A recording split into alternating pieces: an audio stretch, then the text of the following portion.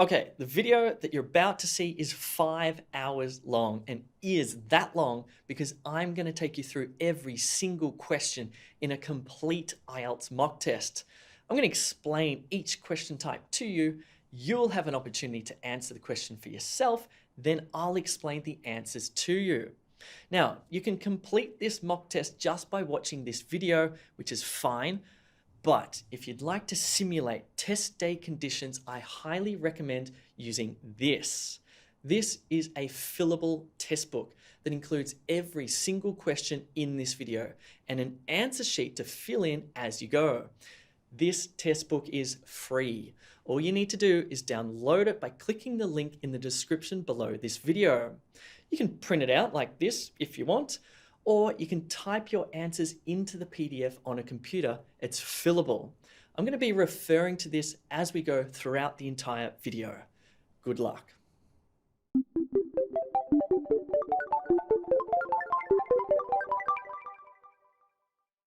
If you've never taken the Ielts before, don't worry. This video simulates test day experience, and I'll teach you everything you need to know so you're 100% ready. If you have taken the Ielts before, then this video is going to show you where you've been going wrong and how you can improve to get the scores you need. So you can take this test just by watching this video, that's fine. Or as I mentioned, you can download the fillable test book and answer sheets. Before we get started with the listening test, let me explain what's coming up. So this is a full Ielts mock test. It's for academic and general training candidates. We're going to do all 4 sections. It's going to be the same level of difficulty as the actual Ielts test. We're going to start with listening, then do reading, then writing task 2. Then you'll split into either academic writing task 1 or general writing task 1, and we'll finish with speaking. We'll look at overviews, scoring and answer explanations as we go, and we'll finish up with an analysis of your scores and the next steps that you need to take. An analysis of your score at the end is critical because it'll show you if you're ready to take the Ielts or not, and if not, what you'll need to work on and how. So by watching this video, not only will you gain a full understanding of all parts of the Ielts and learn some amazing tips and strategies, you'll also know exactly what to do with your mock test scores when you get them at the end, okay? This will be fun, so you might want to share this video with your friends on social media. All right, let's kick it off with Ielts listening. All right, let me give you a very quick overview of the listening section. So Ielts listening has 4 parts. There are 10 questions per part. So there are 40 questions in total. This test also gets progressively harder as you go. And of course, there are various question types. At the end of this listening test, you're going to have a score out of 40, okay? Then you can turn that raw score into an Ielts listening score. Let me show you how. So if you get a score of 33, for example, that's the equivalent of an Ielts 7.5 for listening. And we're going to revisit these scores at the end so you know what your score is. As mentioned, there are 4 parts in Ielts listening, and in each part, there are 2 or 3 sets of questions. So we're going to go through the test one set of questions at a time. I'll explain what you have to do for each set of questions, then you'll do them, and then I'll explain the answers. If that doesn't make sense, don't worry, I'm going to take you through it all. Here we go, part 1, questions 1 to 3, form completion. So in front of you, you will see a form with gaps. You're going to have to listen very carefully and fill these gaps with one word and or a number. You can see the example question here. So you could write the word 3, or you could write the number 3. Ready? Let's do it. Before the audio begins, I'm going to give you some time to familiarize yourself with these questions.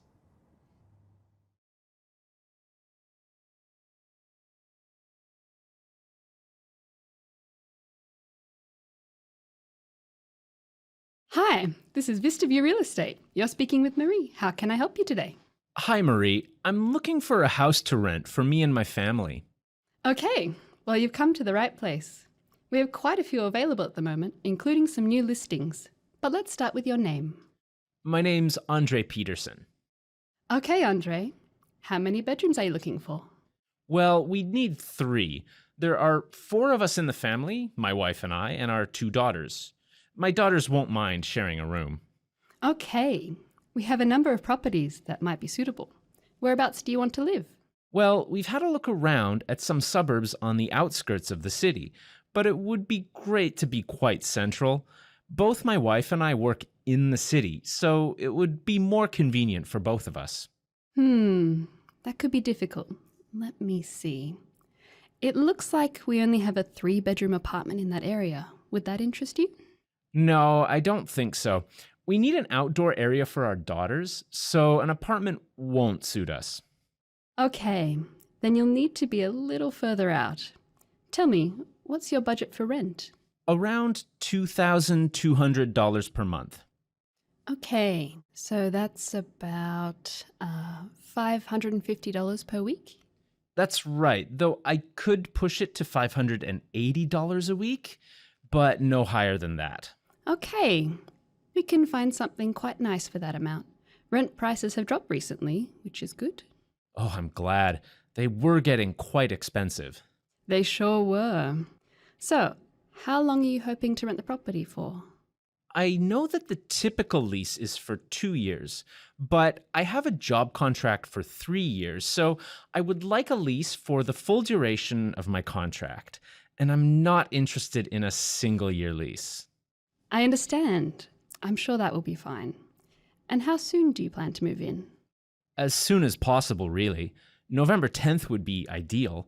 My new job starts just a week later. Okay, how did you go with questions 1 to 3? Let's go through the answers. Okay, so where are we looking? We're looking at preferred location because she says, whereabouts do you want to live? Which means the same thing. Then he says, it would be great to be quite central. So the answer to number 1 is in the central area of the city.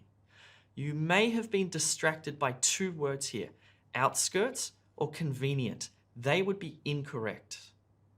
Question number 2, we're looking at maximum weekly rent. She says, what is your budget for rent? He says $580 a week, but no higher than that. That's his maximum weekly rent. So the answer for number 2 is the number 580, 580. You may have been distracted by $2,200 per month, or when she said $550 per week. You need to be careful of distractors. Here we're looking at lease length preferred. The woman said, so how long are you hoping to rent the property for? In other words, she's talking about the lease, and then he actually says the word lease. Now, the answer is 3 years. He said, I have a job contract for 3 years, so I would like a lease for the full duration of my contract. Can you see that? Now, you may have been distracted by 2 years or single year. Both of these answers are wrong. Now, be very careful because the instructions said that we could write one word and or a number. So you cannot write 2 words. If you wrote 3 years with 2 words, this would be considered wrong, even though the information is actually correct. You need to write the number 3 and then the word years. So the answers are number 1, central. Number 2, 580 is a number. Number 3, 3 years, a number and a word. Let's now fill in our answer sheet. If you're taking the paper-based Ielts test, remember that you'll have 10 minutes at the end of the entire listening test to fill in your answer sheet. But we're going to fill in the answer sheet as we go so you know exactly what you have to write into those gaps. So here's what your answer sheet should look like. If you haven't downloaded the fillable test book and answer sheet just yet, please do it because we're going to use it not just for listening, but also for reading, writing, and speaking. Okay, let's do questions 4 to 8. This is table completion. So this is pretty similar to note completion that we just did. Again, you'll need to fill the gaps with one word and or a number. Make sure you read that instruction very carefully on test day. Now you get some time before the audio begins to analyze this question. What you want to do first is follow the numbers. So it's 4, 5, 6, 7, 8. This will also be in the same order as the audio. So you want to work through the table from left to right and top to bottom. You'll now have some time to familiarize yourself with this table before the audio begins.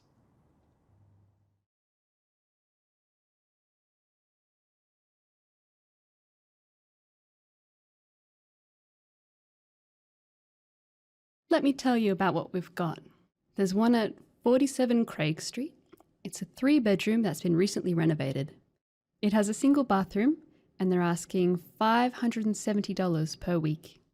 Oh, ideally we'd like 2 bathrooms. There are 4 of us. Fair enough. This one at 36 Cleveland is quite large. It actually has 4 bedrooms, a lovely lounge and dining, as well as 2 bathrooms. That sounds good. How much is it? It's within your budget. It also has a double garage and a large garden too. Off-street parking sounds good, but I don't like the sound of too much gardening work. We won't really have time to look after it. A small one would be good, though. We have an older house on the edge of town on Hill Street with 3 bedrooms and 2 bathrooms. It's a 2-story and quite large. It has a small but lovely backyard, and it's not too far from the bus station. But I must admit that it's in a very hilly area. The driveway is particularly steep. Oh, that might not be too bad. How much is the rent for that one? Well, it's $480 per week, down from $500 per week. Anything else? Well, the last option is a small 2-bedroom house with a study. It has a lovely layout with an open lounge and dining room. The kitchen is a bit old, but it's quite functional, and the whole house has been recently painted. The garden is small. It's in Market Street, just off the main street. It's $520 per week. That sounds like a good option.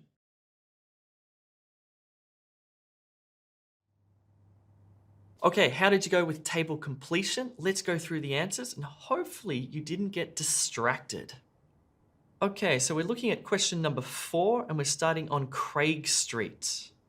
We're looking at possible problems and the start of the question says only one something. We know that we need a noun here. And the problem with Craig Street is that it only has a single bathroom and the man says ideally we'd like 2 bathrooms. So the answer for number 4 is bathroom, one word. For question number 5, we're talking about Cleveland Street. We're also looking at a possible problem or problems.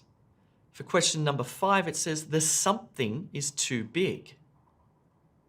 The woman says it has a double garage and a large garden. The man says, I don't like the sound of too much gardening work. We won't really have time to look after it. So the answer for number 5 is garden. Now, hopefully you weren't distracted by parking or the word gardening, which would be considered incorrect. Okay, we're now listening for Hill Street. And again, we're going to listen to a possible problem and also for question number 7, the weekly rent. So if we look at question 6, it says the road to the house is to what? What's a road to the house? Well, that's a driveway. And the woman says the driveway is particularly steep. Hopefully you wrote the word steep and not the word hilly, which was a distractor. The area is hilly, the driveway is steep. Now, the weekly rent was $480, 480. There's already a dollar sign, so you don't need to write the dollar sign. And hopefully you weren't distracted by the number 500 because the rent has come down from 500 to 480. So the answer there is 480. For question number 8, we're listening for the name of the street. And towards the end of what the woman says, she says it's in Market Street, just off the main street. So Main Street there was a distractor. The answer is Market Street. Okay, so the possible answers there are market with a capital M or market with uppercase letters. So here's what your answer sheet should look like for questions 4 to 8.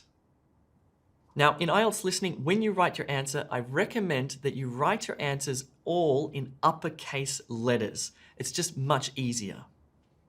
Okay, let's do questions 9 and 10. This is multiple choice. And if we look carefully at it, it says, which 2 after-school programs does Highfield Grammar offer? That means that you have to select 2 answer options. Before the audio begins, I'll give you a little bit of time to familiarize yourself with these answer options.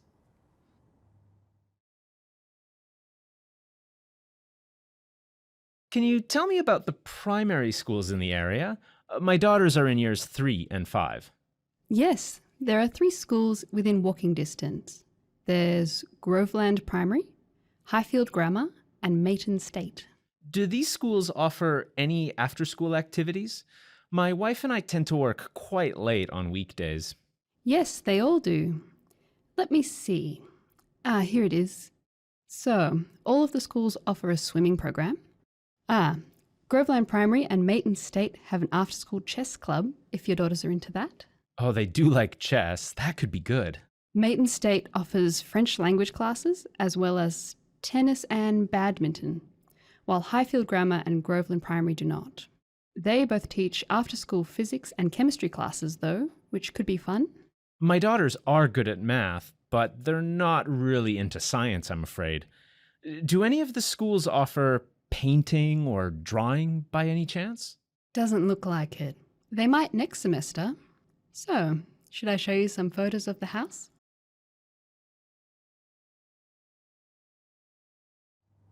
Okay, how did you go? Did you select 2? Hopefully you did. Let's check the answers. So the answers here are D and E, science and swimming.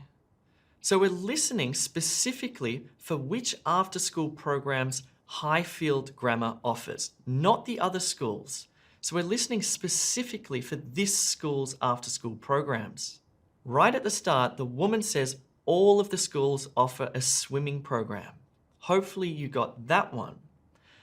There were also some distractors here because she mentioned chess club, he mentioned chess, she mentioned French, but that was for Mayton State. She also mentioned tennis and badminton, or racket sports, but again, this was not for Highfield Grammar. Then she talks about the physics and chemistry classes, what can be thought of as science classes. It does say that Highfield Grammar offers science or physics and chemistry classes, so hopefully you got D. Then there were some more distractors because the man says math, as well as painting and drawing, which could be considered art. But the answers there are D and E. So on your answer sheet for questions 9 and 10, you can write D and E, or you can write E and D. It doesn't matter which order you write these in. All right, fantastic. You've just done part 1 of IELTS listening. How did you go? Please let us know in the comments below, and also click that subscribe button for great IELTS videos every single week. Let's now do part 2. Okay, so part 2, this is questions 11 to 16, and again, we're doing multiple choice. So questions 11 to 16, it says choose 2 letters, A to E. Before the audio begins, I'm going to give you some time to familiarize yourself with these questions.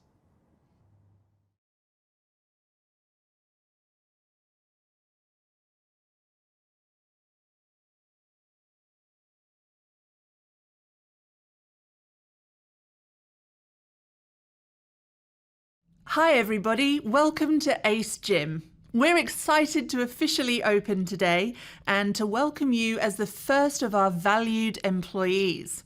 I'm sure we'll all have lots of fun working together. My name is Janice. As you can see, Ace Gym is a brand new purpose-built facility. Mind you, because we're opening ahead of schedule, there's still a bit of building development going on, as you will see. Our squash courts are still under construction, so anyone wanting to play will have to use the tennis courts instead. And over the next few days, you'll have to instruct people to take the stairs because our lift hasn't been properly installed yet. Also, keep in mind that the pool is off limits until we fix the water pump, which some people will find disappointing. But the sauna and steam rooms are still accessible. So there are still plenty of things for people to do. What else? Oh, most of our classes are starting today, which is exciting, and many of you will be involved in teaching them.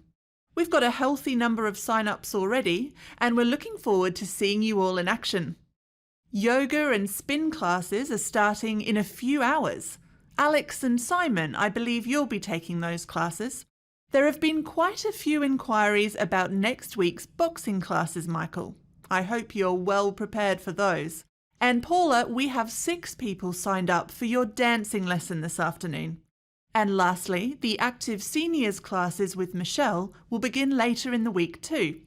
They should be lots of fun.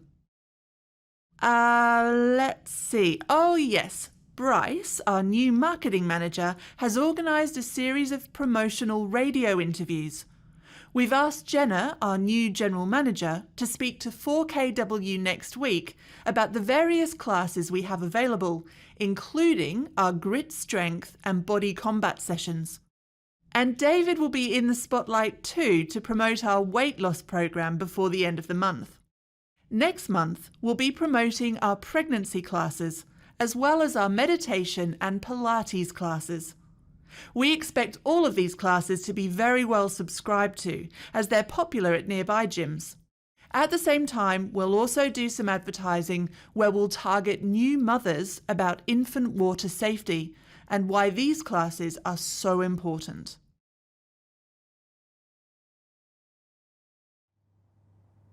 Cool, how did you go with these ones? Multiple choice can actually be pretty tricky. I mean, it's a straightforward question type, but you have to actually sort of read and listen at the same time.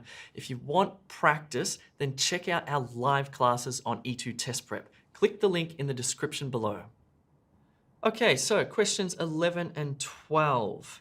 The answers are B, elevator, and E, swimming pool. Let me explain why. So we're listening for which 2 facilities are currently unavailable or not available at the gym. The speaker says, because we're opening ahead of schedule, there's still a bit of building development going on. Then she says our squash courts are still under construction or unavailable, but there's actually no squash courts in the answer options. There is, however, tennis courts, which is a distractor. Then she says you'll have to instruct people to take the stairs because our lift hasn't been properly installed yet. In other words, it's unavailable. So lift and elevator are synonyms, so therefore the answer is B. Then she says, keep in mind the pool is off limits. Off limits is a synonym for unavailable or not available. So swimming pool E is also the correct answer. Then there was another 2 distractors. She says sauna and steam rooms are still accessible. So that's incorrect. So remember that on your answer sheet, you can write 11B, 12E, or you can write 11E, 12B. For questions 13 and 14, which 2 classes will run today? Be very careful with this. It's not tomorrow, it's not next week or next month. Which 2 classes are running today? Okay, so she says yoga and spin classes are starting in a few hours. So that's today. And we have for option D, yoga. So that's the correct answer there.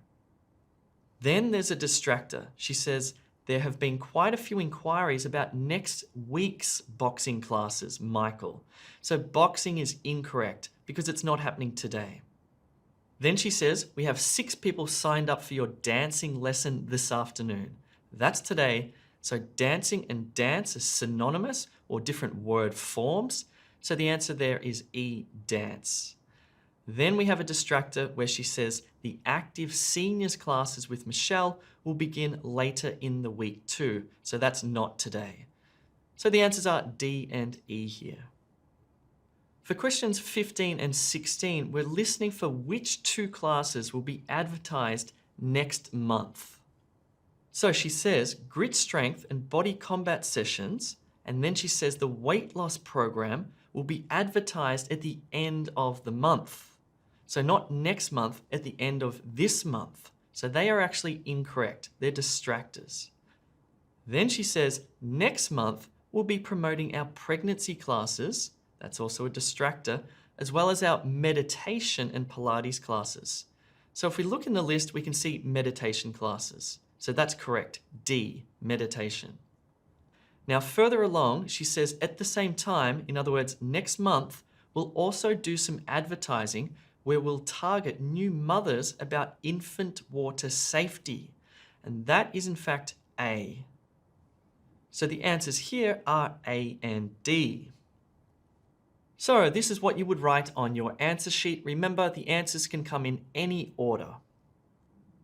All right, how are you going so far? We're almost halfway through the listening test. Make sure you click that like button. Questions 17 to 20, map completion. So on test day, you might see a map that looks like this. This one's kind of interesting because it's showing the different floors of the gym. It actually has 3 floors or 3 different levels. So it's a little bit different to the types of maps that you usually see. What you have to do is listen very carefully as she explains the different areas of the gym, and you kind of need to follow her through her explanation.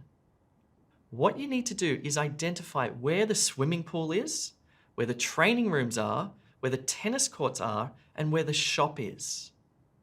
So next to the numbers, you're going to be writing a single letter. So for example, number 17, the swimming pool, is that A, B, C, D, E, F, or G? Where's the swimming pool? Now, just as a little tip before the audio begins, you'll be starting at the entrance. And this is typical to all map completion questions. They'll always tell you from where you'll need to begin.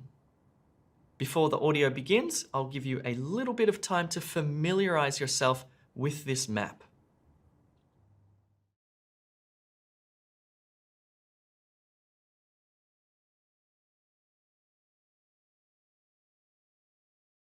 Now, from time to time, you will be stationed at the reception desk here on the bottom floor of the building, just opposite the entrance. This is where you'll greet our visitors and deal with any inquiries before taking them on a tour. You'll need to take them on a full circuit of the building, including all 3 floors, and I'll explain this to you now. So, from the reception desk, stop at the bottom of the first flight of stairs and show the visitors the swimming pool. You might want to mention that it is heated and opens at 6 a.m. daily. Once you make your way to level 2 via the stairs, point out the sauna and steam rooms. These are a great selling point as many people enjoy using them after their workouts. After climbing the next flight of stairs, take the visitors into the weights area, which is a separate room just at the top of the stairs. Many people who are into bodybuilding often want to take a good look inside. As you walk out of the weights room and across the top floor, you'll see all of our training rooms for pump, spin, boxing, yoga, and so on. It's quite a large space. Visitors may want to meet and have a quick chat to the trainers, so please be prepared for that. Once you've taken the visitors through the training rooms, take them to the walkway that joins to a separate building and our squash courts, which, as I mentioned earlier, are still under construction. So, for the time being, please don't take them across the walkway. The tour should then take the visitors down the lift, where you can stop on the second floor to show the visitors the tennis courts, if they're interested. Or you can continue to the ground floor, where the elevators open, revealing the store, where we sell our merchandise and health food products. While you're there, don't forget to point out the change rooms, which are next door. And then you can return to the reception to get their details and hopefully sign them up. Okay, terrific. I think we all have a good idea of the building and where everything is. Does anyone have any questions? Okay, how did you go with this one? As you can see, or as you can hear, the test is getting a little bit harder. It gets harder and harder. And these map completion questions can be pretty tricky. If you want extra practice, or if you want to find out really how to do them, check out the methods lesson on E2 Test Prep, which is available in a range of packages. Okay, so we're listening for where the swimming pool is. And because you started at the entrance, and then the woman says, stop at the bottom of the first flight of stairs and show the visitors the swimming pool. So the answer must be E, 17E. We're now listening for where the training rooms are. And the woman says, as you walk out of the weights room, which is A, and across the top floor, you'll see all of our training rooms for pump, spin, boxing, yoga, and so on. It's quite a large space. So the answer for number 18 is B. Okay, so we're now listening for where the tennis courts are, and she says the tour should then take the visitors down the lift where you can stop on the second floor to show the visitors the tennis courts. So really here we're listening for the lift, and we know that we're on the second floor near the lift, so the answer for 19 is D. That's where the tennis courts are. We're now listening for where the shop is, and the woman says, continue to the ground floor or the first floor where the elevators open, revealing the store, which is a synonym for the word shop, where we sell our merchandise and health food products. So we know that we're in front of the lift on the first floor. The answer for number 20 is F. Okay, how did you go with that one? It's a pretty tricky one. If you have any questions, feel free to put them into the comments below. Let's look at the next set of questions. Okay, we're now up to listening part 3. You're going to hear different speakers and they're going to be speaking about a different topic. We're up to questions 21 to 26, and these are sentence completion questions. So, sentence completion questions are pretty straightforward. You're going to be listening very carefully and you're going to be completing the sentence with a word or 2 words and or a number that the speaker says. Importantly, you're not going to change the word in any way. The word is going to come directly from what the speaker says into the gap. Now make sure that you read the instruction again carefully. It says, write no more than 2 words and or a number. On test day, and on the question booklet that hopefully you've downloaded, you might want to underline keywords in the question so that you know where you're up to. Remember that the question order and the audio follow the same order or same sequence. Before the audio begins, I'm going to give you some time to familiarize yourself with each of these questions.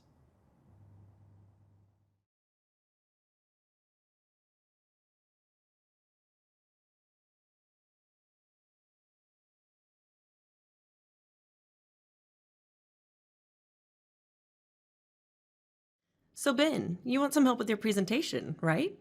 Yes, I'd really appreciate your help, May. Thanks so much. I'm going to talk about Van Gogh, the artist.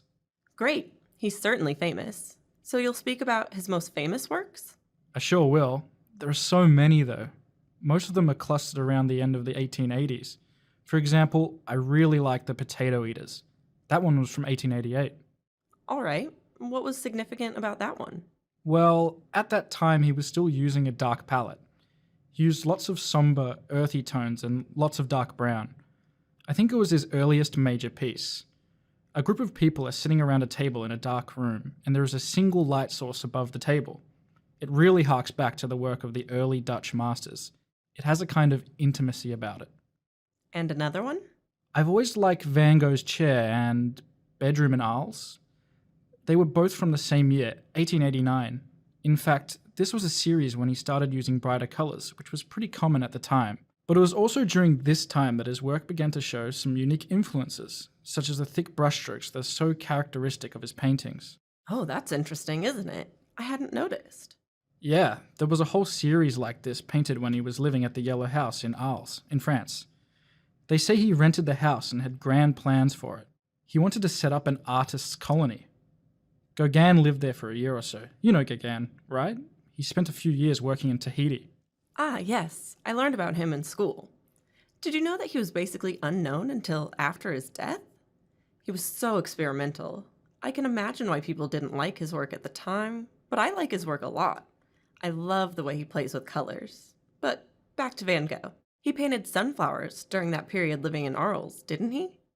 Yes, that's right. That's one of his most famous works. Another is Starry Night. It's a little bit later. It's from 1889. And honestly, it's my favorite. While most people like the bright blue and yellow colors and swirls, I'm actually a fan of the texture of the paint. It almost looks like a night sky. Is that painting from when he was living in an asylum? Yes, right. That was from the period after his mental health deteriorated. Such a sad life in the end. But I guess I should stick to the paintings. His mental health issues were certainly sad, but I think what was particularly sad was that he was undiscovered during his lifetime. Oh, I couldn't agree more. That's the real tragedy.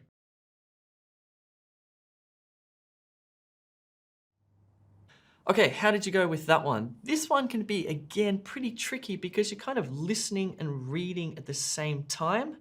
Let's go through the answers and I'll explain them. Question 21. The potato eaters, which must be the name of a painting, remind the man of art pieces by the what?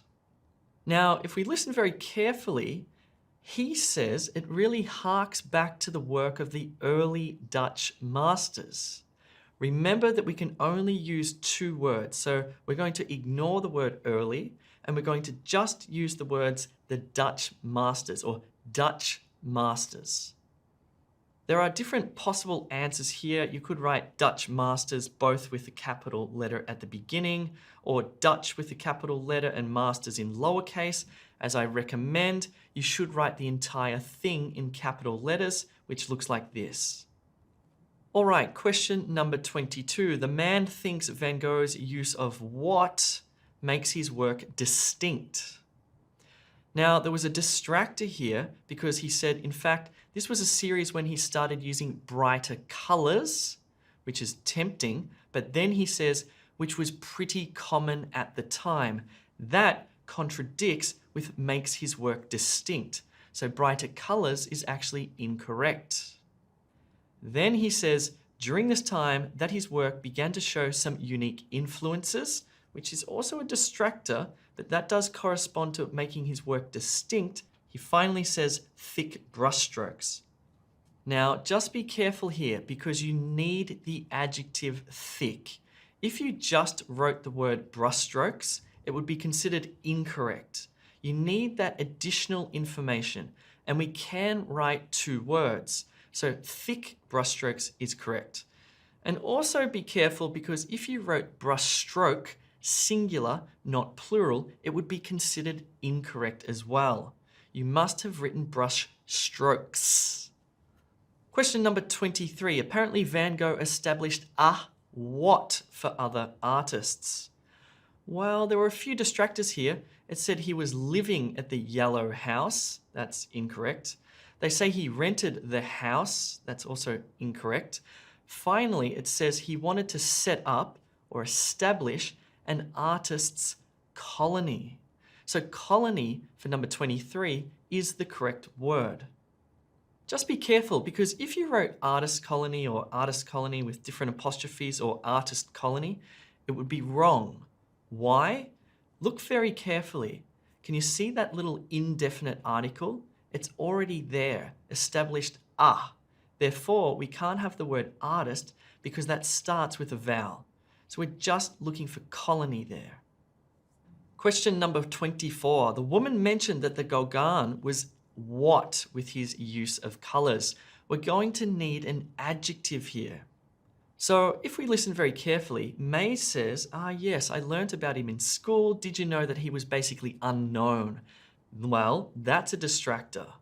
He wasn't unknown with his use of colors. That doesn't make sense. Then she says he was so experimental. Then at the end there, she says, I love the way he plays with or is experimental with colors. So the answer for 24 is experimental. and plays with is a kind of synonym there. Okay, question number 25. The man likes Starry Night, the name of a painting, because of the what of the paint. We're listening here for a noun, the something. Now, there was a very big distractor there.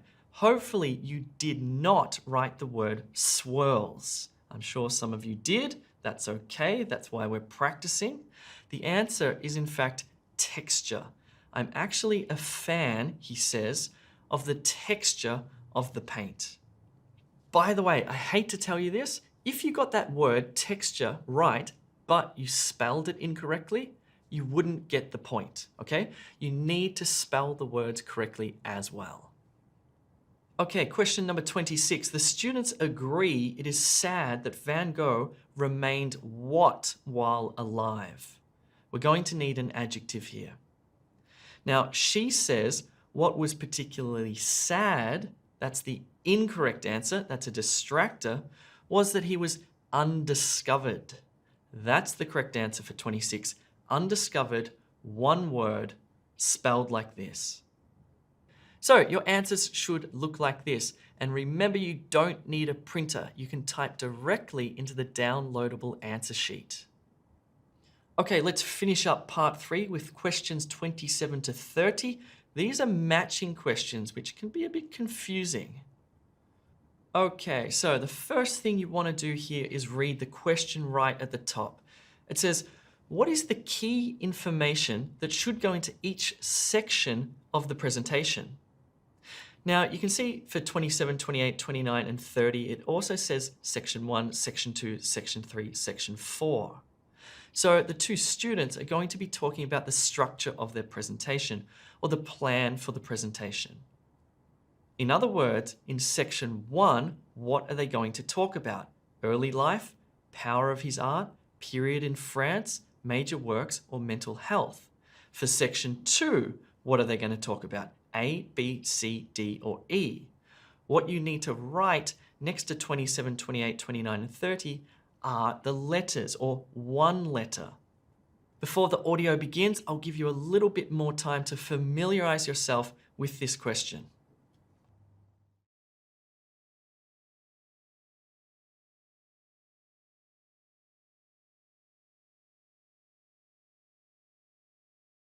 Okay, why don't we look at your overall structure now? Yes, all right. I'm going to start at the beginning with his birth in March of 1853 and... Let me interrupt you there. I suggest that you start your talk with his most famous paintings. That way, you'll engage your audience right from the outset. Then, as you are talking later, they'll still have some of those famous pieces in their minds. Oh, I see. Okay. And then I'd probably talk about his early experiences as an adult in Arles, in France. You know, his relationship with his brother and with other artists. Yes, that was certainly an interesting part of his life. As I mentioned, he had dreams of a group of painters living and working together, and taking inspiration from each other. But that didn't work out. When do you think I should talk about the fact that he didn't become famous or successful during his lifetime? It's so interesting that his fame came posthumously. Isn't it? He certainly had a difficult life, but you might want to put that in after talking about childhood. His birth, his relationship with his parents, his education, and so on. Yes, that's all worth mentioning. There were several artists in his family, and he had 5 siblings. He spent much of his life at boarding school, and he hated it. That links in nicely with the psychological issues he battled with. Yes, I'm sure people would be intrigued with his mind and his strange behaviors, but I think I'd rather frame this section a little differently. How so? Well, instead of just talking about his mental health, maybe I could link it in somehow to what shines through in his art. I'd like to finish off by discussing the profundity of his art. Yes, that sounds really moving. I like it. Me too. Thank you so much for your ideas.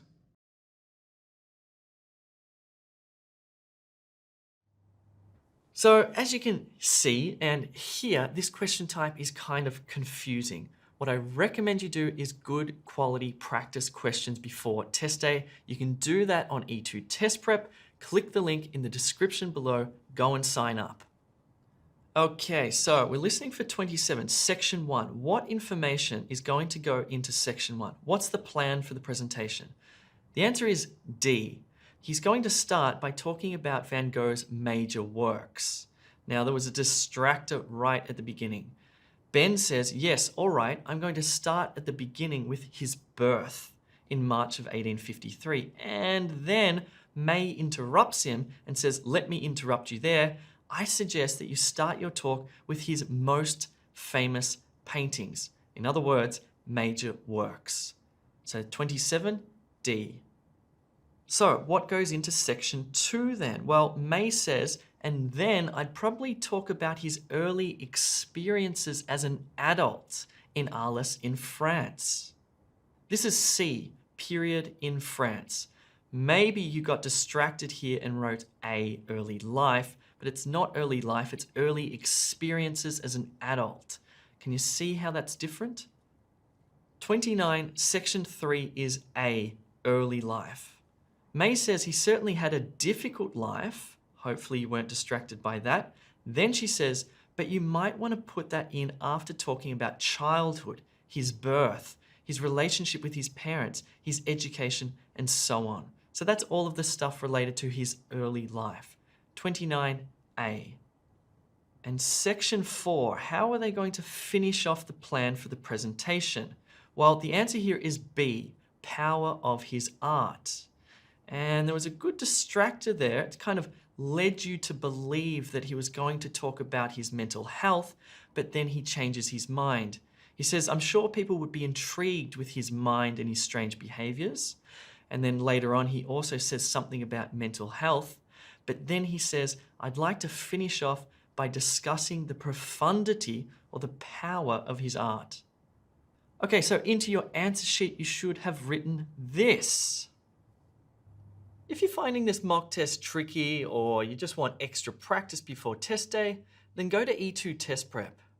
E2 will help you pass your IELTS first time or give you the help you need with 1 or 2 sections. You'll find practice questions written by ex-examiners based on real test questions. And methods video lessons that give you everything you need to know for high IELTS scores. You can sign up and join the 1.5 million other E2 students who got the scores they needed. Okay, we're now up to part 4. This is where it starts to get pretty challenging. And on test day, this is where you start to get a little bit fatigued. So you really do need to concentrate. Come on, let's do it. Let's do questions 31 to 33. This is multiple choice, but it's a bit different to the ones that we've seen previously. So with these multiple choice questions, we're just selecting a single answer. Choose A, B, or C. Before the audio begins, I'll give you some time to familiarize yourself with these questions.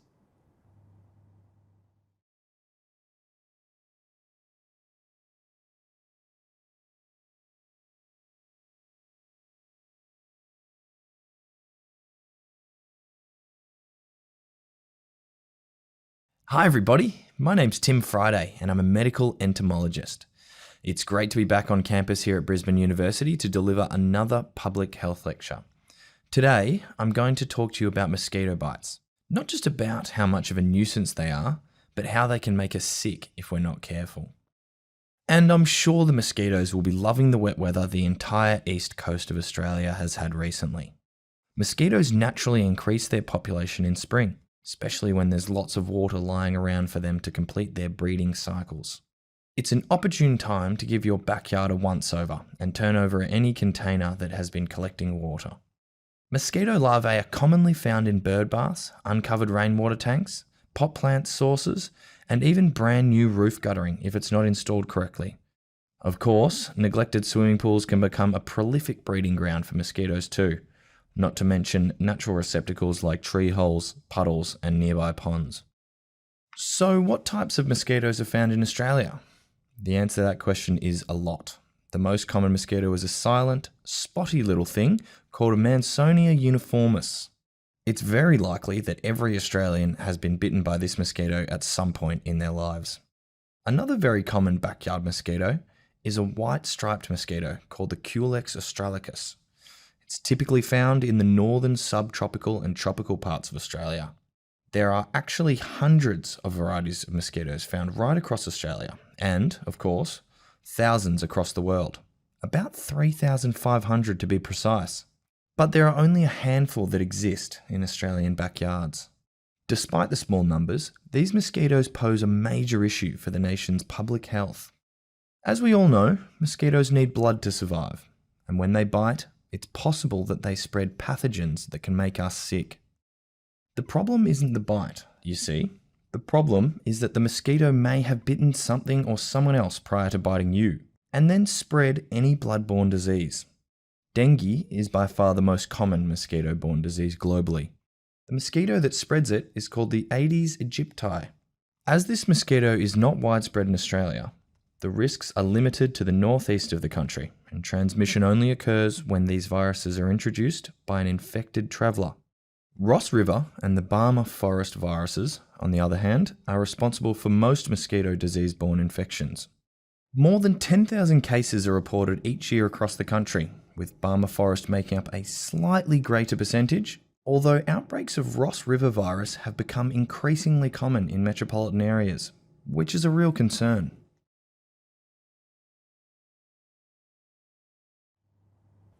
How did you go? Again, it's kind of difficult to listen and read at the same time. You'll notice that your mind can't do both at the same time. You sort of have to quickly read and then listen, quickly read, listen, quickly read, listen. Move through the questions like this.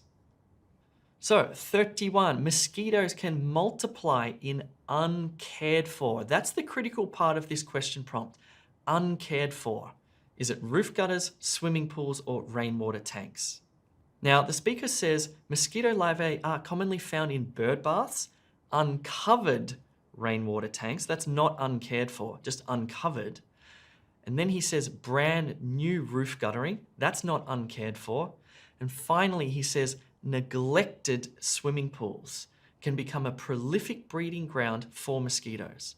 In other words, mosquitoes can multiply in uncared for swimming pools.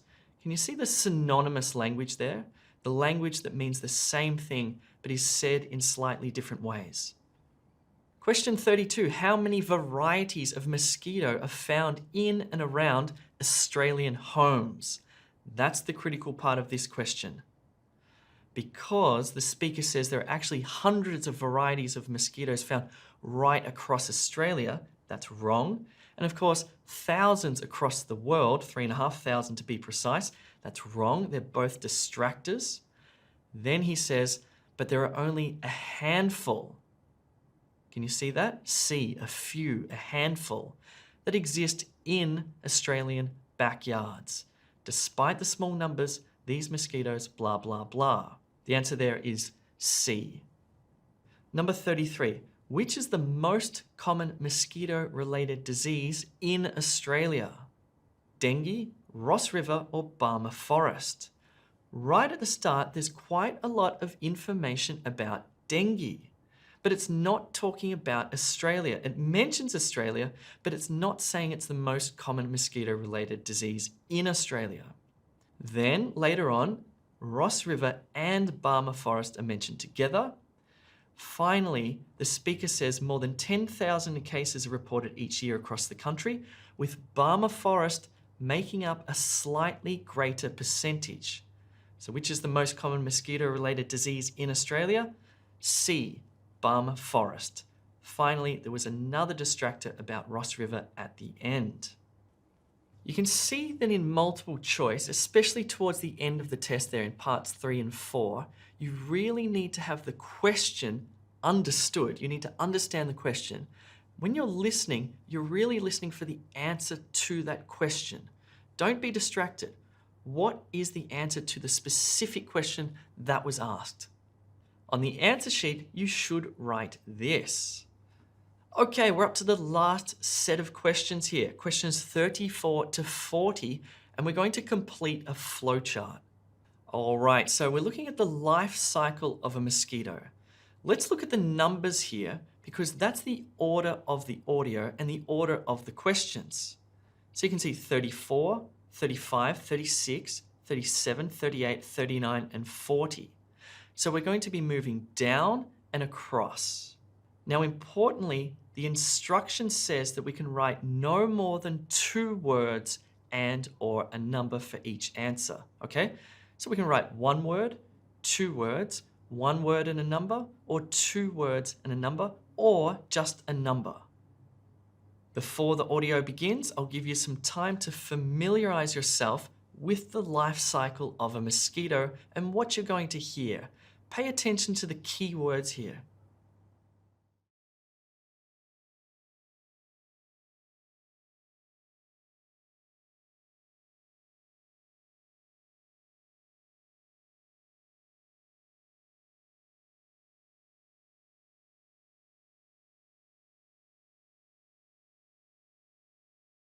Now, I'd like to turn your attention to the mosquito life cycle. Have you ever wondered what the life of a mosquito is like? Well, a mosquito basically goes through 4 individual stages. It first lives as an egg, then a larva, then a pupa, and finally as an adult. As I mentioned, female mosquitoes look for stagnant water or even damp soil that will soon be soggy with water in which to lay their eggs. For some mosquito species, the eggs float on the surface of stagnant water and stick together to form a sort of raft. Each mosquito egg raft can contain up to 200 individual eggs. Other species simply lay single eggs. Some eggs are left all winter before hatching. However, most mosquito eggs hatch within 48 hours. Mosquito eggs eventually hatch into mosquito larvae. These larvae live in the same water where the eggs were laid and come to the surface to breathe. Some species of mosquito larvae are equipped with siphon tubes for breathing, while others attach to plants to get necessary air. This is quite an extraordinary feat for an insect that is barely mobile. Microorganisms in the water become the mosquito larva's main form of sustenance. While the larvae eat and live, they shed their skins 4 times to grow larger. And after the 4th molt, the larva becomes a pupa. During the pupal stage, mosquito pupa stop eating and no longer molt. However, they do still move and respond to changes in the light during this resting stage of development. The mosquito pupal stage is very similar to when a caterpillar is in a cocoon during its transformation into a butterfly. Inside the pupa, a fully grown mosquito is developing. Most mosquito species only stay in the pupal stage for about 2 days during the warmth of the summer. At the end of this metamorphosis, the skin of the pupa splits to allow an adult mosquito to emerge. After the new adult mosquito emerges, it takes some time to rest on the surface of the water. This gives it time to dry and allows its new body parts to harden. This is a necessary step because in order for the mosquito to be able to fly, it has to allow its wings to fully spread out and dry. New adult mosquitoes begin feeding on blood and mating just a couple of days after they emerge. Then they lay eggs and the life cycle begins again.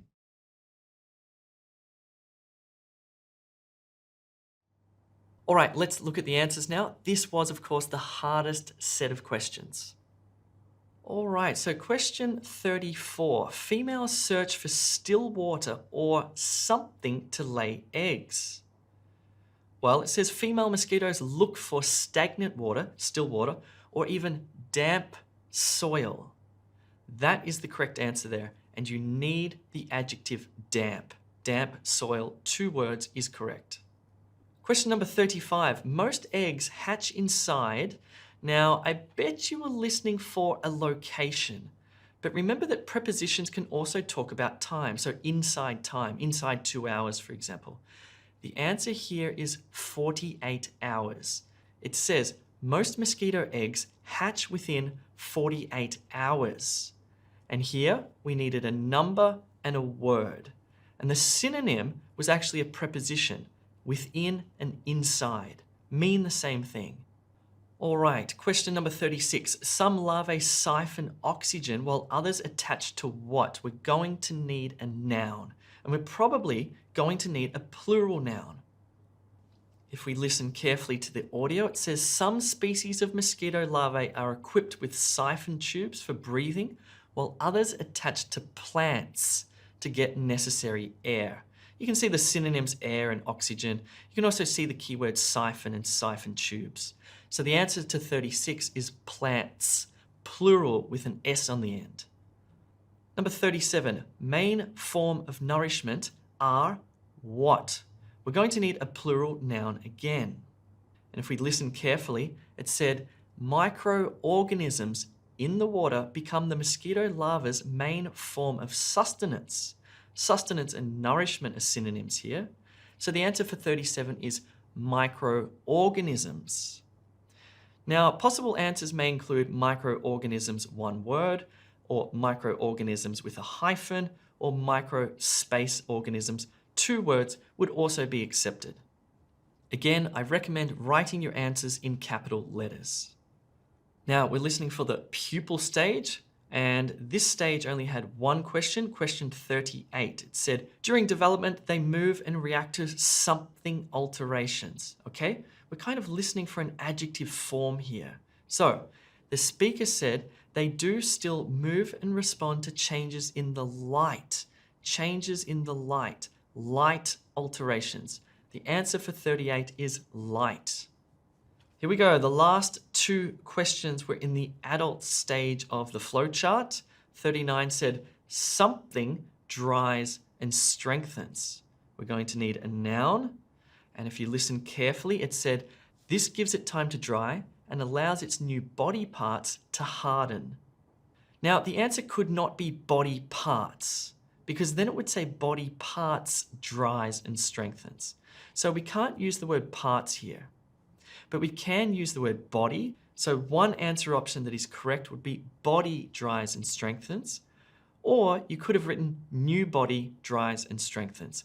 Both would be considered correct. All right, let's do the final question now. Question 40. Something eventually unfurl. We need a plural noun for number 40. And what unfurls? Well, in order for the mosquito to be able to fly, it has to allow its wings to fully spread out and dry. So spread out and unfurl are synonyms. The answer to number 40 is wings. So your answers for questions 34 to 40 should look like this on the answer sheet. Okay, so here are all the answers to the listening section. Pay careful attention to questions 9 to 16. Because you could have written, for example, in number 9, D or E, and then in number 10, D or E. In either order, it doesn't matter. Pay attention also to question 37. You could have written microorganisms as one word, or two words, or with a hyphen. And number 39, you could have written the word body or new body. Both would be considered correct. And finally, pay careful attention to plural nouns. So for number 3, it's 3 as a number and then years with an S. And number 21, Dutch masters with an S. Number 22, thick brush strokes with an S. And number 40, wings with an S. Well done. You've just done a proper full IELTS listening test. How did it feel? Was it hard? Let us know in the comments below. Let's now calculate your listening score. Okay, so what is your raw score out of 40? And what is your estimated IELTS band score? Let us know in the comments below how you went. Okay, so my final big tip for listening is this. Prepare properly. As we saw, some of those question types look pretty confusing, and you don't want to be confused on test day. On test day, your job is to listen very, very carefully and not daydream. So if you want to find out what those questions look like, how to do them, check out E2 Test Prep. By the way, if you want to save this video, you can click the little save button and come back to it later to do the reading section, which we're doing next. All right, IELTS reading. Okay, you're now up to the reading section of the test. Fantastic. This will take well over an hour, so make sure you have a drink with you. I want you to treat it like the real test. Before we get started, I want to explain how the scoring works, because it's going to be different for academic and general candidates. Okay, so here are the raw scores out of 40. And you'll notice that there are two columns, one for general and one for academic. So if you're an IELTS general student and you score 30 out of 40, that's the equivalent of an IELTS 7.5. If you're an IELTS academic student and you score 30 out of 40, well, that's the equivalent score of a 7. So it's going to be a little bit harder for academic candidates. Okay, let me give you a quick overview of IELTS reading, just so you know what to expect. So IELTS reading has 3 sections. There'll be 40 questions in total, and there'll be various question types, and you'll have 60 minutes to complete it. We're going to do this reading test section by section. There are 3 sections in total, and each section will have about 13 questions with 2 or 3 different question types. I'm going to explain how the question type works with an example, and then it will be your turn, okay? We'll stop after each section and I'll show you the answers and explain them to you.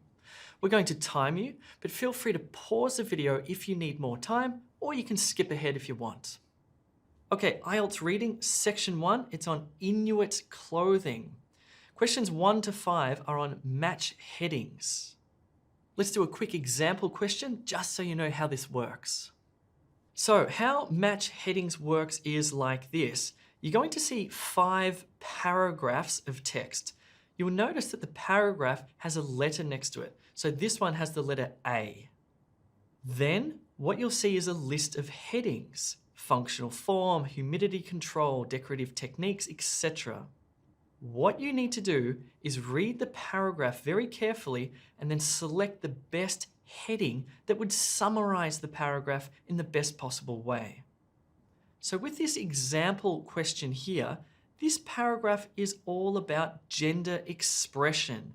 You can see tailored in distinct styles for men and women, or the shape of the frontal apron flap for the woman's jacket, blah, blah, blah. Some clothing worn by males included design elements generally reserved for women, reflected in their clothing through the use of both male and female design elements. So again, this is gender expression. So I would write IX or 9 onto my answer sheet for question 1. Okay, are you ready? Do your best. And remember that if it looks a bit small on your phone, you can either download the fillable test book from the description below, which I think is a great idea, or move to a computer or a laptop. Okay, let's do questions 1 to 5. So you're going to see 5 paragraphs.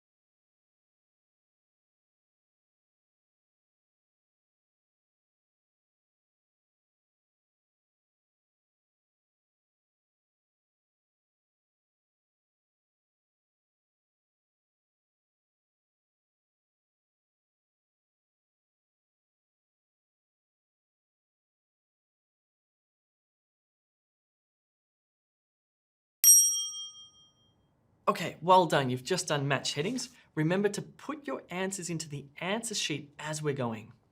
Let's now do questions 6 to 10. These are going to be sentence completion questions. All right, so let's do an example question here.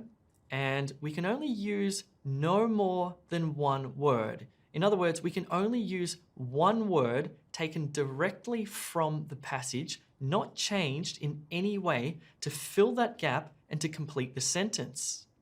So number 6 says, something was symbolized in the front of the female's jacket by an apron flap. So we can see the key word there, apron flap, and we can see the answer, which is childbirth, one word. So that's the answer, and that's how we do this question type. Okay, so it's your turn. Make your way through the paragraphs. I'll guide you by indicating which questions relate to which paragraph. It won't be like this on test day, of course, but let's do it.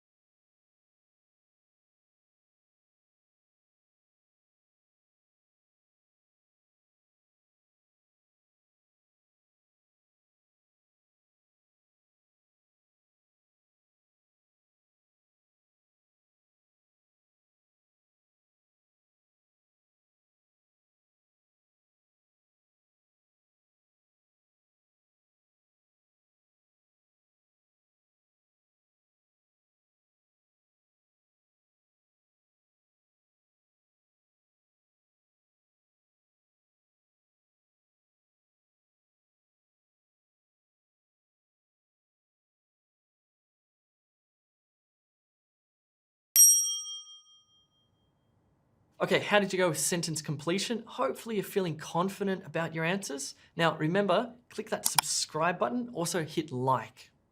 All right, let's do questions 13 to 16, true, false, not given.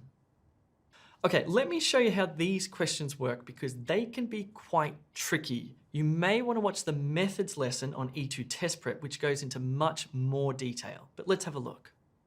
All right, what we need to do is read the statement. So number 13 says, clothing gender expression was always distinctly male or female. What we need to determine is that true, false, or not given. It will be true if the statement agrees with information from the paragraph.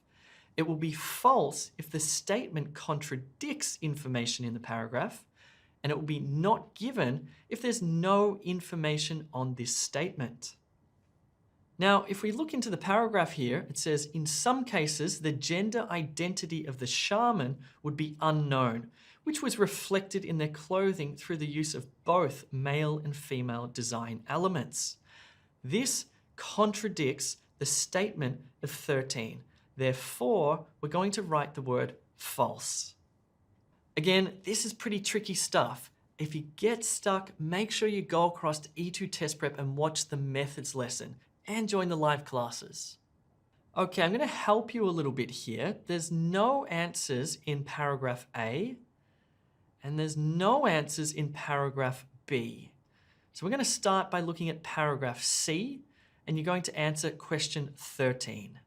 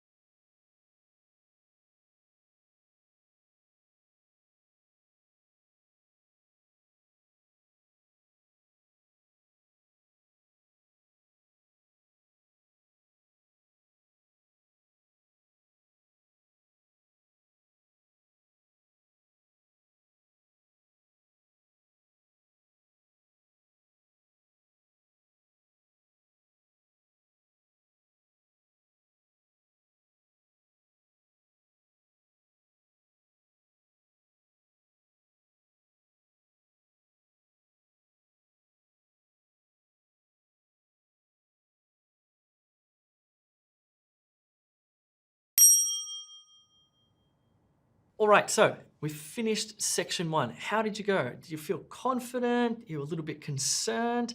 Let's take a look at the answers for match headings. All right, questions 1 to 5, match headings. All right, so let's look at paragraph A, and we need to determine the heading. Now, there were lots of indications as to what the heading is. It says stuff like areas are some of the coldest in the world to live. Clothing was designed to guard against the freezing cold in several ways. Material to maintain warmth, trap warmth, retain heat, prevent the rising warm air from escaping, prevent heat loss, shield the face from high velocity freezing winds. The answer for paragraph A is 8, VIII, insulation and heat conservation. That is the best heading for this paragraph. Okay, so we can cross off heading 8 now. We can't use that again, so that's good.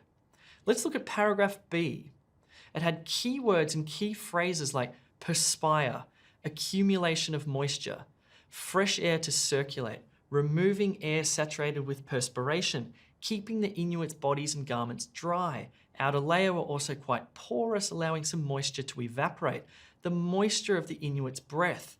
Animal skins are superior to non-porous materials, allowing moisture to escape. Do not absorb moisture. The answer for paragraph B is 2, or II, humidity control. This is all about humidity control. None of the other headings matched this paragraph.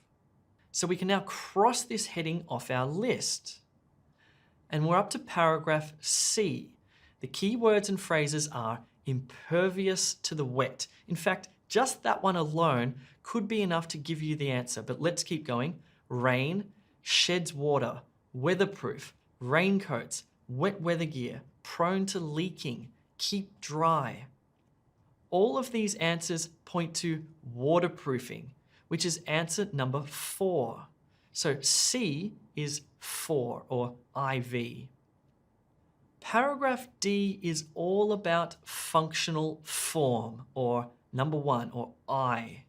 Perform their work without encumbrance. And in fact, the rest of the paragraph was all about functionality.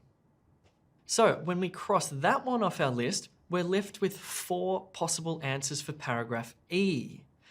If we look at the key words and key phrases, it says critical to create clothes that would survive day-to-day wear and tear. Inuit clothing was not easily replaceable. Minimize stress to the skins. Different cuts of animal skin were used according to their individual sturdiness. Hardier skin. Indestructible. Clothing tore. All of these words and phrases point to durability. Answer number 5, or V. It's critical that you write the answers correctly on your answer sheet. If you get the questions correct, but you write the wrong word or thing on the answer sheet, it'll be marked as wrong. Here's how it should look. So the answer to number 1 should be VIII, or Roman numeral number 8. Number 2 should be II, or Roman numeral 2. Number 3 should be IV, or Roman numeral 4. Number 4 should be I, or Roman numeral 1. And number 5 should be V, or Roman numeral 5. How are you going so far? Remember, you can save this video to watch later by clicking the plus save button. And while you're there, hit the like and subscribe button as well, and feel free to share this with your friends. Let's keep going. Okay, let's look at the answers for questions 6 to 10, the sentence completion questions. So we can only write a single word as the answer. That's it. Number 6 said, because caribou hair, that's a great keyword to use. And if we look into the paragraph, we can see the key phrase, caribou fur. So we need to read in this particular section. So caribou hair is what? It retains heat and keeps warmer for longer. Well, if we look carefully, it says caribou hair is hollow. So the answer for number 6 is hollow. Number 7, the design of the Inuit garments was typically what, so that rising heat would not easily disperse? Well, this particular sentence in paragraph A is key.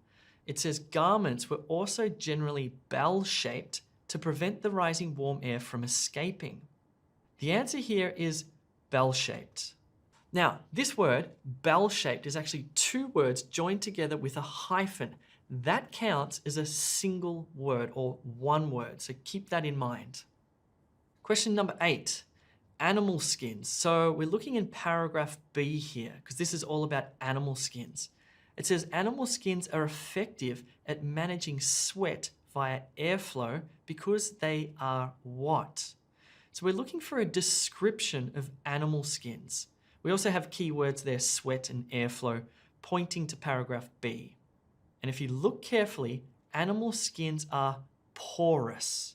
P-O-R-O-U-S. Okay, question number 9. We're still talking about animal skins here, so we're still in paragraph B. The question says, unlike woven materials, animal skins provide the wearer with more what? Because they don't become stiff. The final sentence of paragraph B says animal skins also allow for greater flexibility in freezing conditions because unlike woven materials, they don't absorb moisture and freeze to the wearer's body. So the answer for number 9 is flexibility. Now, question 10 should have been pretty easy because there's a key word there, walrus, that is never mentioned in any other paragraph. It's only in paragraph C. Question 10 says, traditionally, walrus what were used to make wet weather clothing? And if we look carefully at this particular sentence, it says, before artificial weatherproof fabrics became available, the intestines or intestines of walruses were used to make raincoats and other wet weather gear. So the answer for number 10 is intestines. For question number 11, we're looking at paragraph D. Men's coats had loose-fitting what areas so they could hunt more easily. This particular sentence says a man's coat, which was meant to be worn while hunting, would provide additional shoulder room for unrestricted movement. So men's coats had loose-fitting shoulder areas so they could hunt more easily. What you'll begin to notice here is the use of synonyms. The words used in the question and the words used in the paragraph are different, but they have the same meaning. This is synonymous language, and this is what IELTS reading is all about. There's a video on the E2 Test Prep platform that talks all about synonymous language. I would check that out if I were you. Okay, so we're still in paragraph D for number 12. The question says to carry babies, women's clothing sometimes incorporated a what? We need a noun. And if we look at this sentence, it says for women, some of their garments included a pouch for carrying infants. You can see the synonyms there, babies and infants. The answer though is pouch, incorporated a pouch. So on your answer sheet for number 6, you should have written hollow, 7 bell-shaped with a hyphen, 8 porous, 9 flexibility, 10 intestines, 11 shoulder, and 12 pouch. Now you must spell these words correctly or they'll be considered wrong. Okay, let's go through these final answer explanations for true, false, not given. These were questions 13 to 16. So there were no answers in paragraph A. There were no answers in paragraph B. Okay, so we can find the answer for question 13 in paragraph C. Statement 13 says, nowadays, Inuits use synthetic waterproof materials to make raincoats. The part of the paragraph that we need to read says, before artificial weatherproof fabrics became available, the intestines of walruses were used to make raincoats and other wet weather gear. In other words, nowadays, Inuits use synthetic waterproof materials to make raincoats. There's a bit of an inference here, but the inference is clear. If the inference is clear, you choose true. If the inference is unclear, if there's not enough information, you must choose not given. Okay, question 14 was in paragraph D at the bottom there. The statement says, a design constraint meant that Inuit hoods were warm but limited wide-angle vision. The final sentence says, hoods were constructed to provide warmth while maximizing peripheral vision. 14 says it limited wide-angle vision. This is a direct contradiction, therefore it's going to be false. The answer to statement or question 15 was in paragraph E, right at the top. The statement says, in general, women sewed most of the clothes. In fact, there's just nothing mentioned in paragraph E or any of the paragraphs about women sewing most of the clothes. There's just not enough information given in the paragraph for it to be true or false, therefore it has to be not given. Okay, question 16. Damaged clothes, including tears, would sometimes be fixed while outdoors. Is this true, false, or not given? Well, if we look at the final sentence of paragraph E, it says, if an item of clothing tore, we can see tears, then it would be fixed as soon as possible, including in the field, if necessary. That means the same thing. The statement and this sentence say the same thing, therefore it's true. On your answer sheet for 13, you should have written true, 14, false, 15, not given, and 16, true. All right, we're now up to section 2 in Ielts reading. Remember that there are 3 sections on test day, and each section has about 700 to 800 words. So you do need to get good at time management. And that is one thing that we teach you in our live classes with our expert teachers on E2 Test Prep. Click the link in the description below. Okay, so section 2 is an entirely different passage. It's called Telling the Time Using Water Clocks. So you'll notice a little sentence right at the top that says a water clock is any timepiece by which time is measured by the regulated flow of liquid into, inflow type, or out from, outflow type, a vessel. In this section, we're going to do match features questions, 17 to 24, and then we're going to do diagram labeling questions. Let's take a quick look at an example question. All right, so this question type is a little bit tricky. On the left-hand side, you'll see a paragraph with a heading. This one says China, right? And below that, you'll see a list of countries and regions, including Egypt, Babylon, India, Korea, Persia, Greece, and China. Then you're going to see statements. There are 3 statements here, okay? 17, 18, and 19. What you need to do is read the statement and match it to the particular paragraph. Or the other way around, read the paragraph and match it to the particular statement.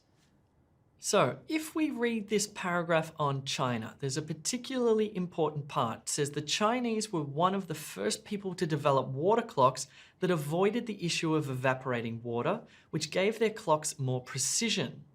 They did this through the sophisticated use of sealants where no water would be exposed to the outside air. Now, 17 says this water clock was used to help farmers determine the best time of day to plant their crops. So that's not about China. And 19 says these water clocks were eventually traded around Central Asia. That's not what this paragraph was about or mentioned in it. Statement 18 says the accuracy of these water clocks was improved because water could not escape into the atmosphere.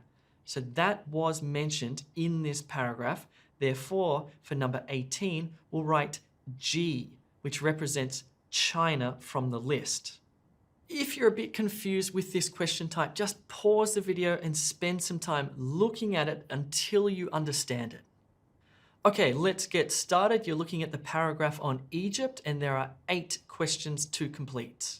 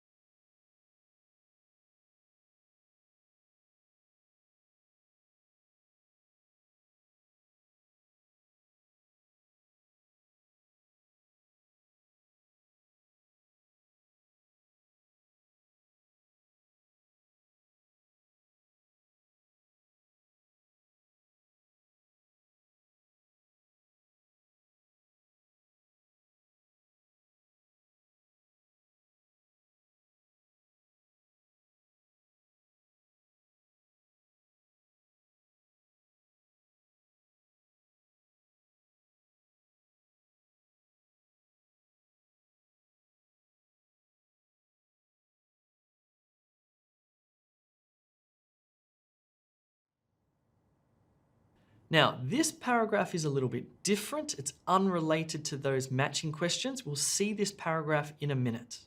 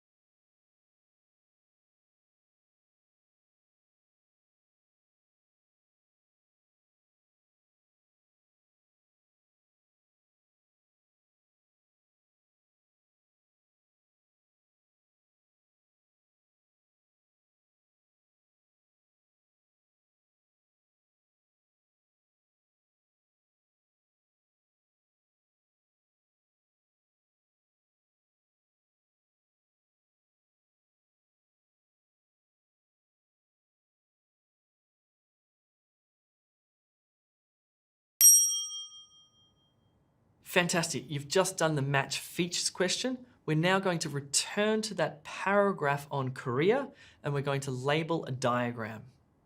So questions 25 to 31, diagram labeling. I won't give you an example here because it should be pretty straightforward and intuitive. What you need to do is label the diagram from a word or words from the clock parts list. Of course, you need to read the paragraph in order to determine what word goes where.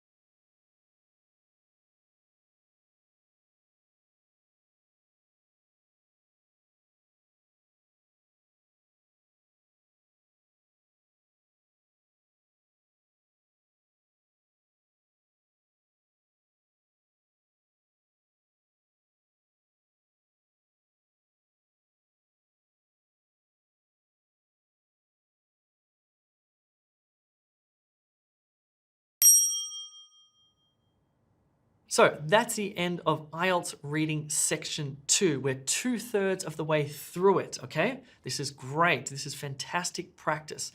Let's now go through the answers for section 2. Okay, so in fact, for the paragraph on Egypt, there were no answers. In other words, none of those statements related to Egypt. So we're going to move on. In the paragraph about Babylon, there was a phrase that said, aided astronomical calculations.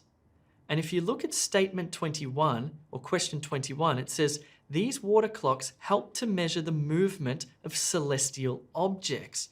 In other words, they aided astronomical calculations. So for 21, we would write B. In the paragraph, it also says their existence comes from writings on clay tablets.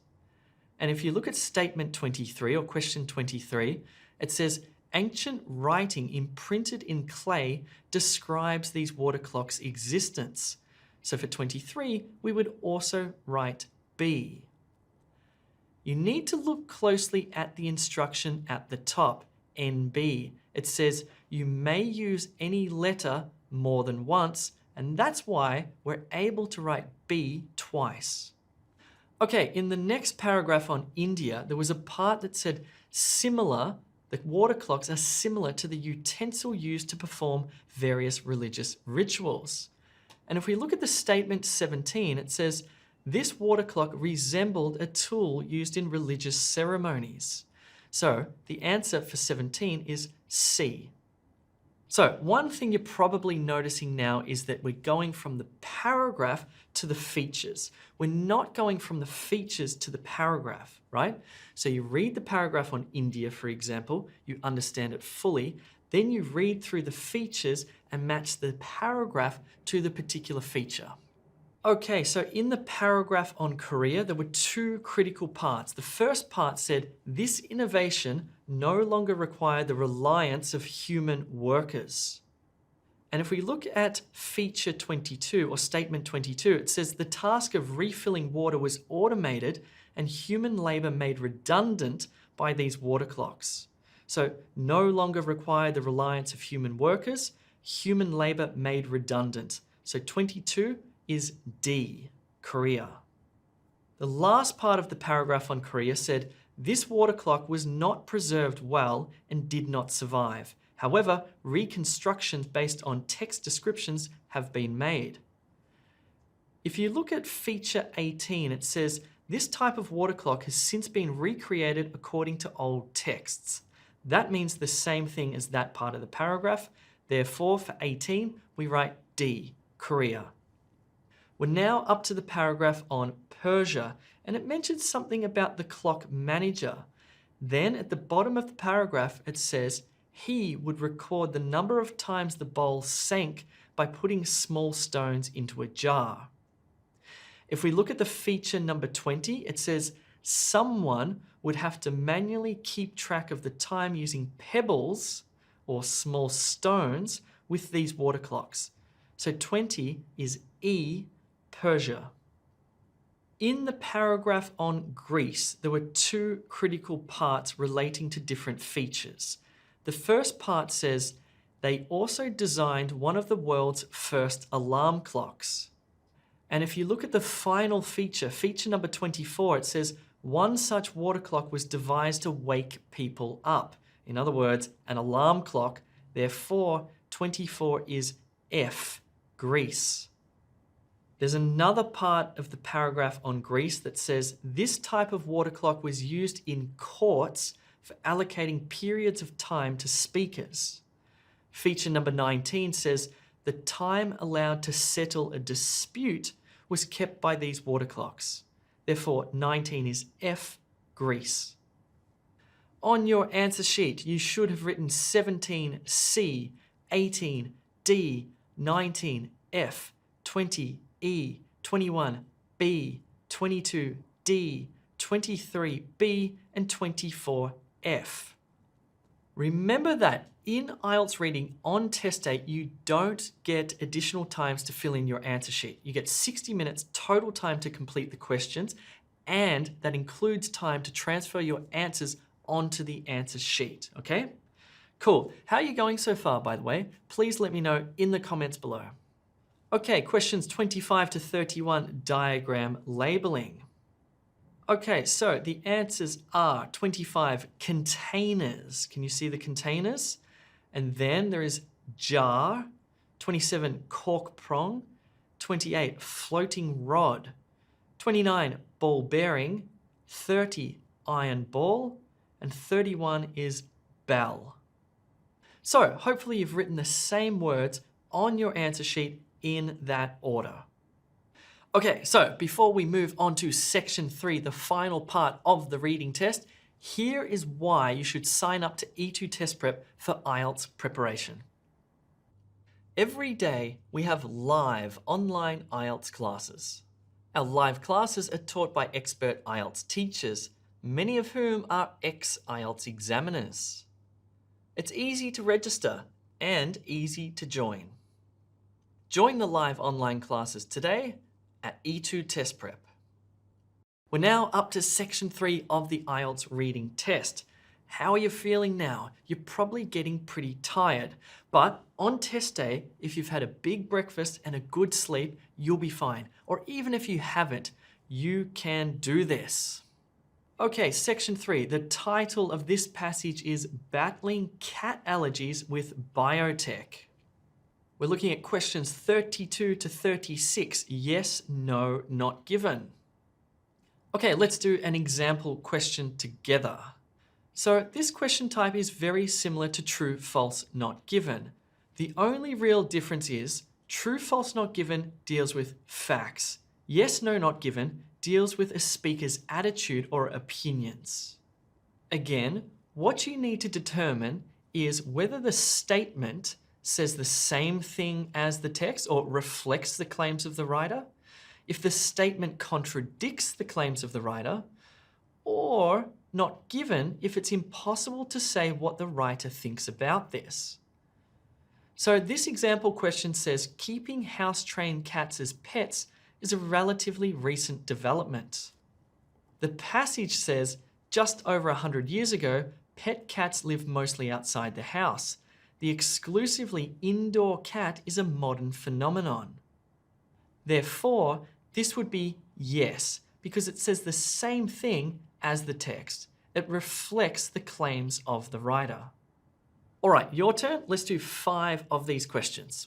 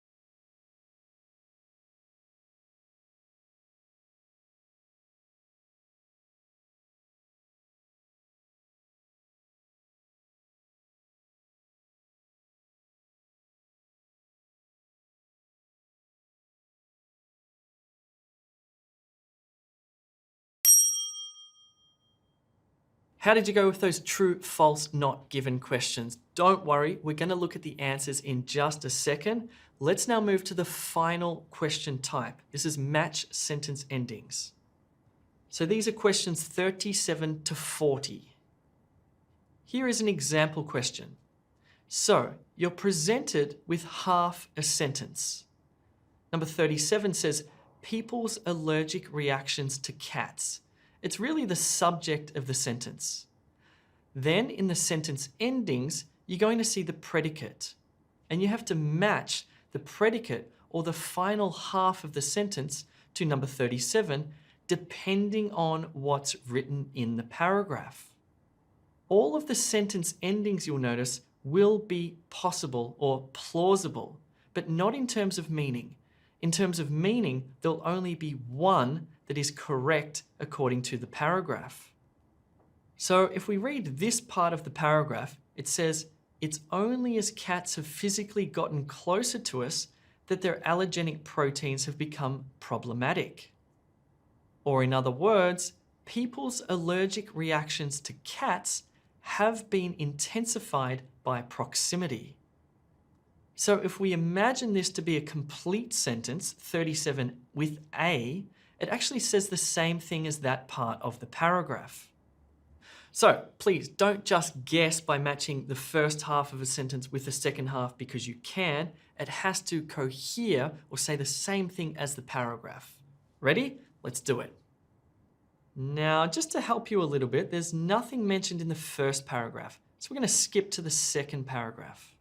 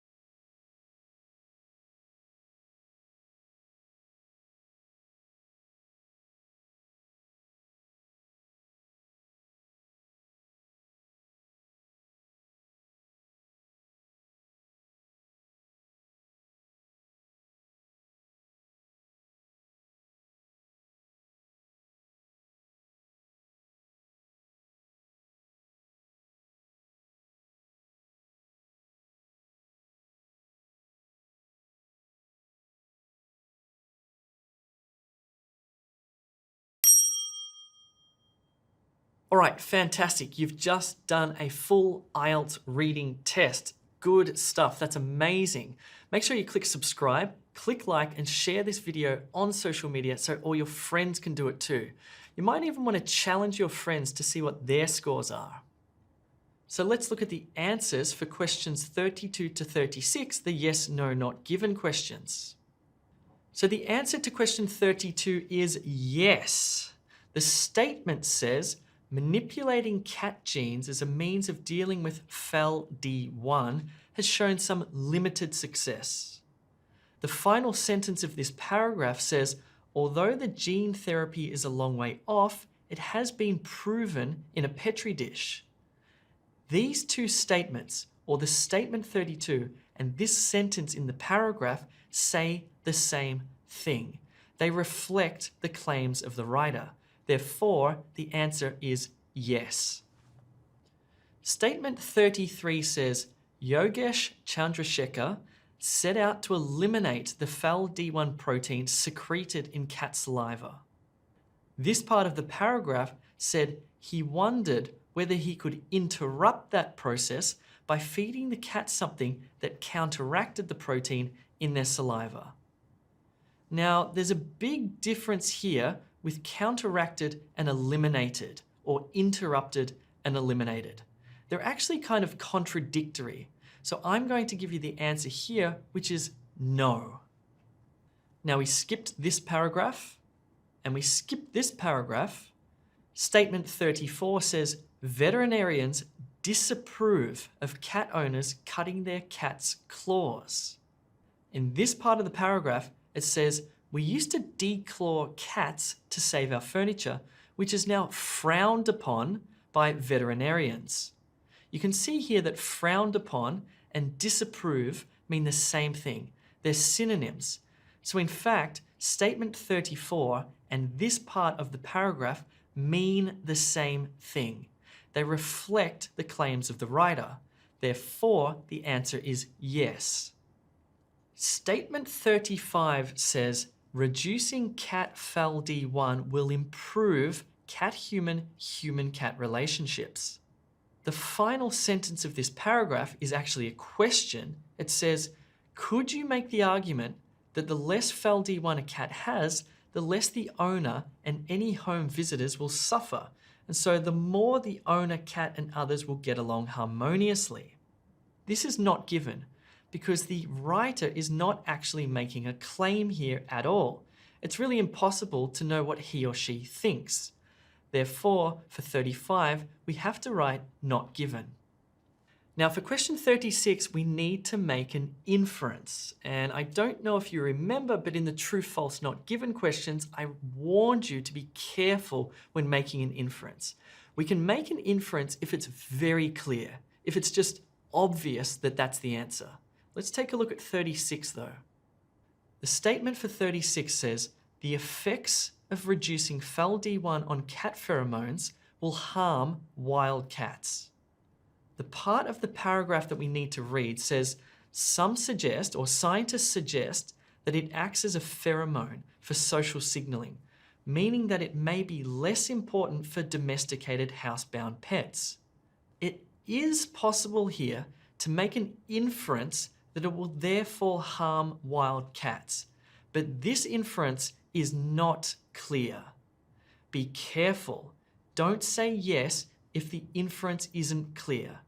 We're going to have to write not given here because there's just not enough information. It's really impossible to say definitively what the writer thinks about this. 36 is not given. Okay, so on your answer sheet, you should have written 32 yes, 33 no, 34 yes, 35 not given, and 36 not given. So yes, no, not given, and true, false, not given can be pretty tricky, but our live classes on IELTS reading with our expert teachers will help you out. The link is in the description below. All right, let's look at the answers for questions 37 to 40, match sentence endings. Keep in mind that these questions follow the same order as the paragraphs. 37 said, the amount of the FEL D1 protein what? It varies enormously from cat to cat. That's B. That's because in the paragraph it says some cats shed more of this protein than other cats, sometimes up to 80 times more, and the amount shed by a single cat will vary from month to month. Again, the amount of the FeLD1 protein varies enormously from cat to cat. 38. Breeding cats in a certain way, G, was unsuccessful in eradicating FeLD1. At the top of this paragraph, it says, because age-old breeding techniques have failed to eliminate the protein. Question 39. The owner of a cat is exposed to FeLD1 via household objects. So it's 39H. And that's because this part of the paragraph says the allergen all over their fur, which in turn gets all over the owner's couch, clothes, bed, and so on. And the final question, question number 40, injecting FeLD1 into hens, A, triggers their immune response. That's because in this part of the paragraph, it says injecting a hen with the FeLD1 protein provokes its immune system. It triggers their immune response. So on your answer sheet for 37, you should have written B, 38, G, 39H, and 40A. Okay, so here are all of the answers. This is exactly what your answer sheet should look like. And remember, for question 7, it was bell-shaped, which is counted as one word because it's using a hyphen. Also keep in mind that if you accidentally spelled any of these words wrong, it would be considered incorrect. Pause the video and find out what your raw score is. Okay, now let's turn your raw score out of 40 into an Ielts reading score. Remember that if you're taking Ielts General, look in this column, and if you're taking Ielts Academic, look in this column. How did you go? Are you happy or are you disappointed? Please let me know your score in the comments below. Now, if you look at the last page on the fillable test book, we have a next steps section. It'll tell you how you should prepare depending on the score you receive. Use it. It'll help you to make the right decision about preparation. And keep in mind that E2 has helped over 1.4 million candidates get the scores that they need. If you haven't downloaded the fillable test book yet, please do, because we have the writing and speaking sections still coming up. Okay, we're now up to the writing section, and I'm going to hand you over to Mark. Mark is an ex-IELTS examiner, and he's been teaching IELTS for 10 years. He's going to take you through writing task 2 and either academic or general writing task 1. I will see you again after the writing section for speaking. Here's Mark with writing. IELTS writing.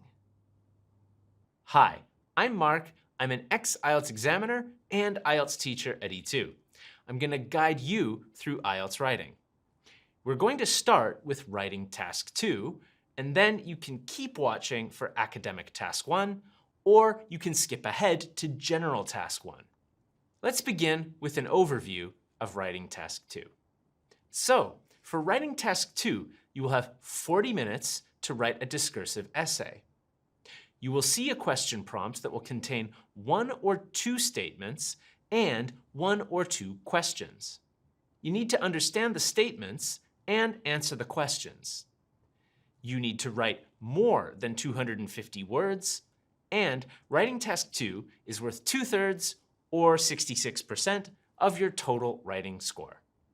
Before we begin writing the essay, we're going to analyze the essay prompt and then plan the essay together. We will then write the essay paragraph by paragraph.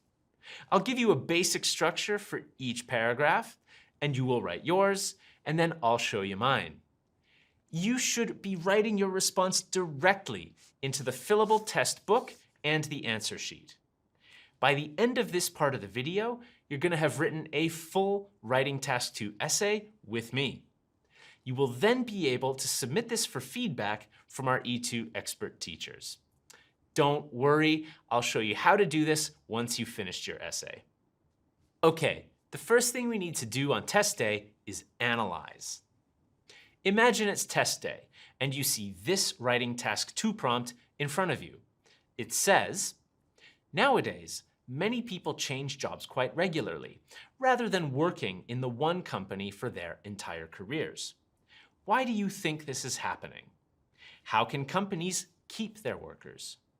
We really need to understand this prompt before we start writing or even start planning. The first step is always an analysis. You need to think about the broad topic, which is work or employment. And you need to think about the specific topic, which is about employee retention. The questions ask you, why do you think this is happening? That is, why do employees keep changing jobs or moving companies? And how can companies keep their workers? Can you see that these questions are asking you to think about this issue, not from the perspective of a worker or employee, but from the perspective of a business owner, manager, or company? That's important to understand. Okay, so we've analyzed the prompt and understood it deeply. Let's now plan our essay. When you plan, you have to make sure you cover all parts of the essay prompt and answer all the questions thoroughly. This prompt has 2 questions. We will write a paragraph for each question, and we will make sure that we never deviate from the topic of employee retention. If you deviate, you will lose points. I'm going to give you some time to plan your essay. Feel free to pause the video if you need more time. Your paragraph 1 needs to answer the question, why do you think this is happening? Write down the main reason why employees change jobs. This will become your paragraph 1. And for the second question, which will become your second paragraph, think of 1 or 2 ways that companies can retain their employees. Start planning now.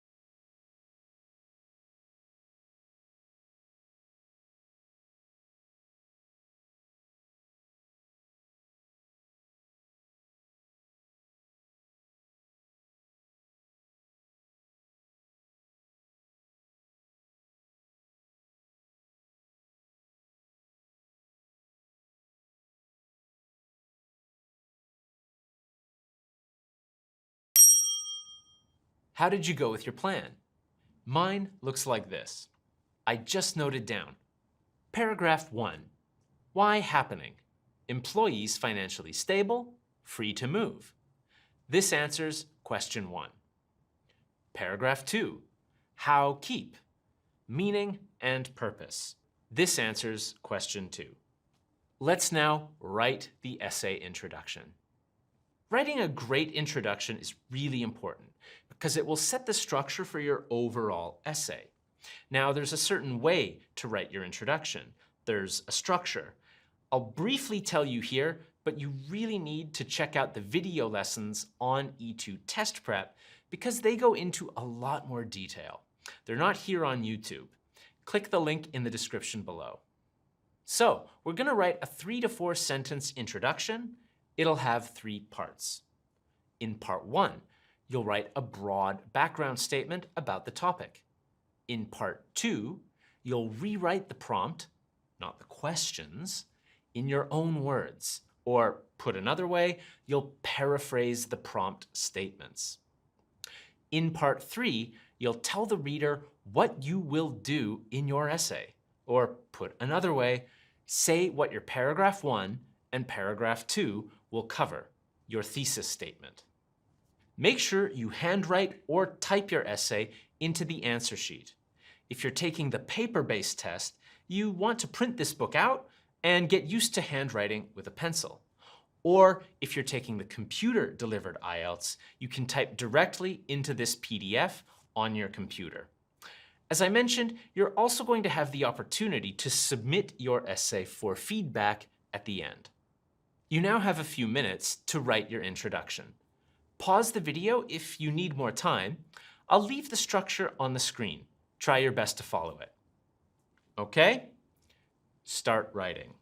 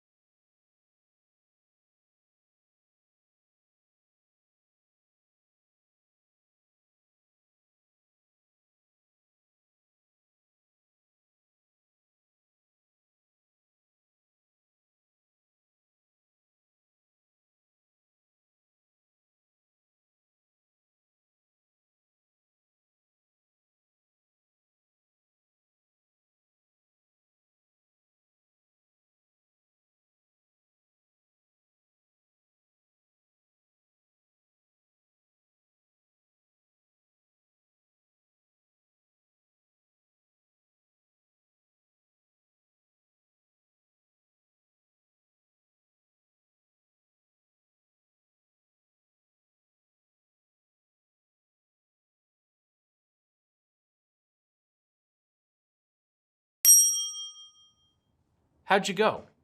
I'm now going to show you my introduction. Please don't copy it. Instead, use it as a reference for the structure and note some of the language I use. But certainly don't submit this one for feedback, as that's not really going to help you.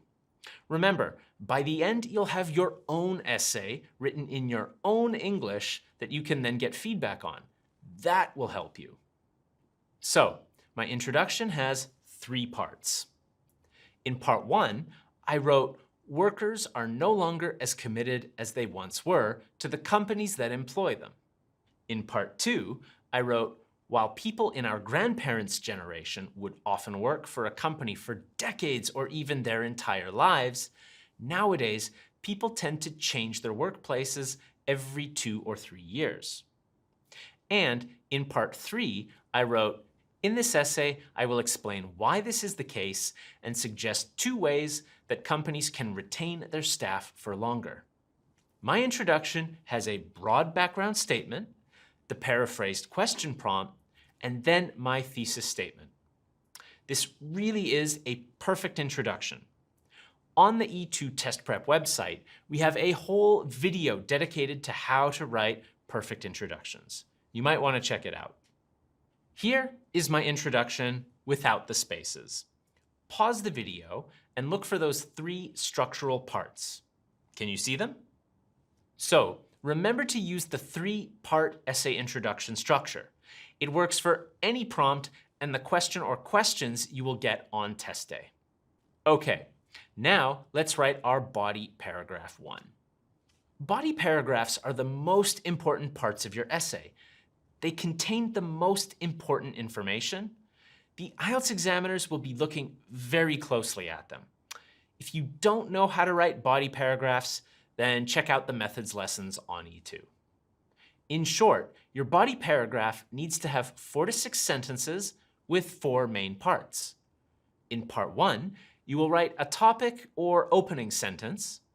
In part 2, you will elaborate and give reasons.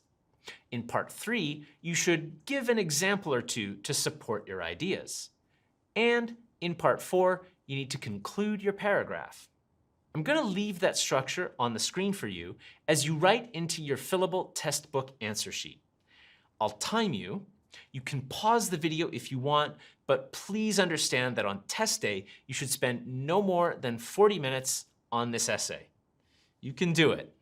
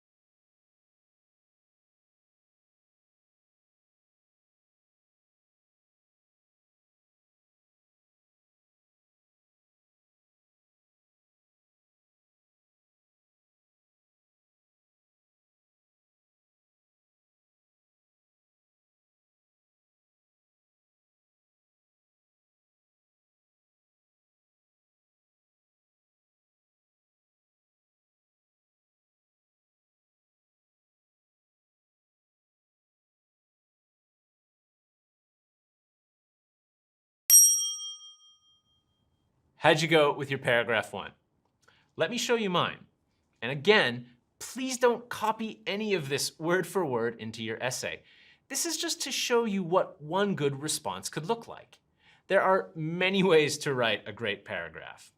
So, in paragraph 1, I answered the first question like this. In part 1, I wrote the topic and opening sentence. The main reason people change their jobs more rapidly these days is because they can afford to do so. Then I elaborated. I gave reasons. Because most societies have become wealthier, workers are no longer tethered to a particular company or position financially. In the third part, I gave an example. If a worker wants to leave because of a lack of interest in the work or an unfulfilled ambition, even if it is risky, they are at greater liberty to do so. Finally, I conclude the paragraph. Put simply, stronger economies allow workers to be more selective with their job choices and less dedicated to particular companies. My final paragraph 1 looks like this. Pause the video and identify the underlying paragraph structure I showed you. Now, please be careful. A lot of teachers, including lots of teachers here on YouTube, tell you to memorize essay responses. This is dangerous. Take a look at this official Writing Task 2 answer sheet. Look down at the bottom. This is where the examiners score you. Notice that there are 3 ways to get a major penalty. The first is by writing off topic. The second is a memorized response. And the third is by having illegible handwriting or handwriting that is too messy to read. Can you see how easy it is to be penalized by the examiners? Some advice teachers give on YouTube is wrong and damaging. I'd recommend just following E2. We've prepared over 1.5 million candidates for their English tests. Subscribe to this channel and let us lead you to success. Having said all of that, let's write our second body paragraph. We will use the exact same structure as paragraph 1. It'll have 4 parts. Your paragraph 2 should answer the second question. Ready? I'll time you, but feel free to pause if you need a bit longer.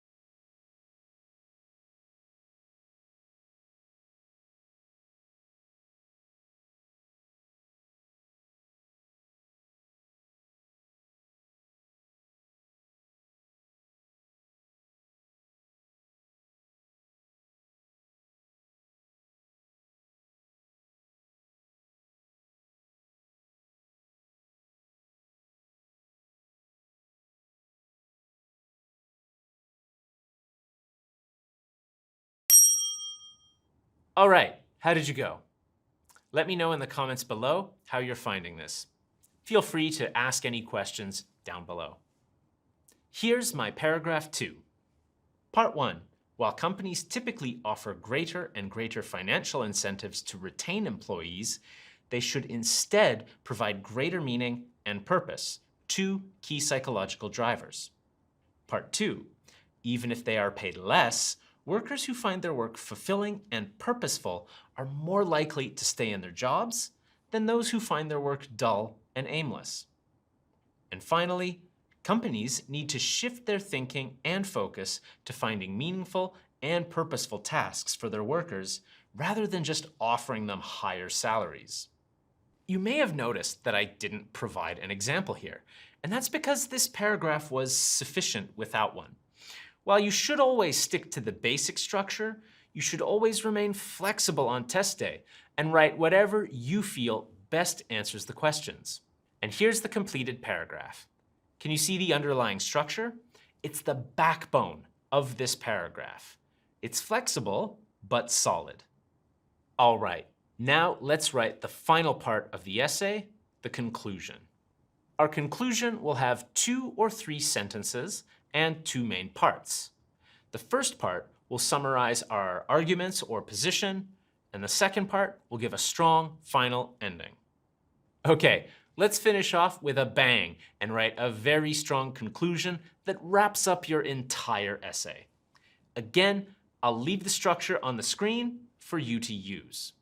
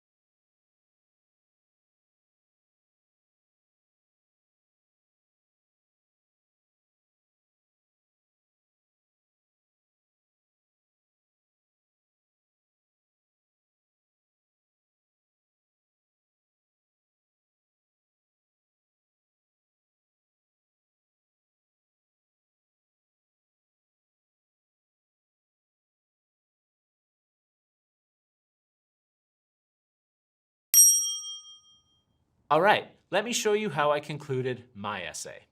In part 1, I summarized my arguments. In this essay, I argued that the shift in company loyalty is largely due to increases in societal and personal wealth. In part 2, I conclude strongly. Only when management realize that money is no longer a significant driver of retention, and meaning and purpose are, the longer they will be able to keep their staff on board. And here's how my final conclusion paragraph looks. Can you see the underlying two-part structure? It's a powerful way to complete your essay and leaves the examiner with a good feeling about your writing. Let's have a quick look at how the essay looks when it's in one piece. So this essay is over 250 words. It's well structured, it's on topic, it answers the questions, and it uses accurate and varied language. Right, now that you have a full essay that you've written, you want to get some expert feedback on it. Check this out. E2 gives the best IELTS writing feedback. The feedback you get is comprehensive and will show you exactly what you need to do to get the score you want. To get feedback, simply click the link for Academic or General Writing Task 2 in the description below, or on your downloadable test book. Log in if you already have an account with E2, or if you don't have an account, simply sign up. It only takes a few seconds.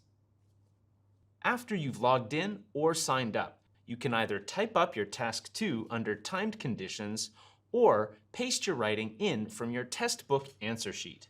You can save it and come back to it if you want, or you can go ahead and submit it to one of our expert teachers for personalized feedback. Finally, simply follow the payment options. Trust me, feedback is an investment. It's worth it. Okay, great work. We're now going to do writing task 1. If you're taking IELTS General, skip to this point in the video. If you're taking IELTS Academic, just keep watching. Okay, great work. We're now going to do writing task 1. IELTS Academic, writing task 1. Are you ready to write an academic task 1 with me? Let me start by giving you a quick overview.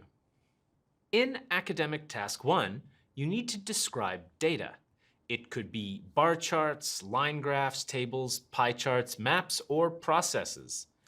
You need to write at least 150 words, and you should spend no more than 20 minutes on this task. This task is worth 1/3 or 33% of your writing score. Before we begin writing, we're first going to analyze and plan our response. We'll do this together. Then I'll coach you through the writing part section by section. Just like in the essay, I'll give you a structure, you'll write your response, and then I'll show you mine. You should be writing your response directly into your answer sheet. By the end, you will have a complete academic writing task 1. You will then have the opportunity to submit it for feedback from one of our expert teachers. Imagine it's test day, and you see these pie charts in front of you. Before you write anything, you need to understand what you're looking at in detail. Let's start by reading the prompt. It says, the charts show the percentages of family income spent in different categories in South Korea and Singapore in the years 2000 and 2020. The instruction then says, summarize the information by selecting and reporting the main features and make comparisons where relevant. This instruction is always the same no matter what you see on test day. The better you understand the data, the easier it will be to write and the higher your score will be. Analyzing is critical. Okay, now that you understand what you're looking at, let's plan our response. You need to spend a little bit of time after analyzing, planning what you'll write. You need to make a conscious decision about structure. What will each of your paragraphs contain? Will you talk about Singapore in one paragraph and Korea in the next? or 2000 and then 2020. There's no right or wrong answer here, but just make sure you make a conscious decision about structure. We need to spend a minute or two analyzing and planning before we write.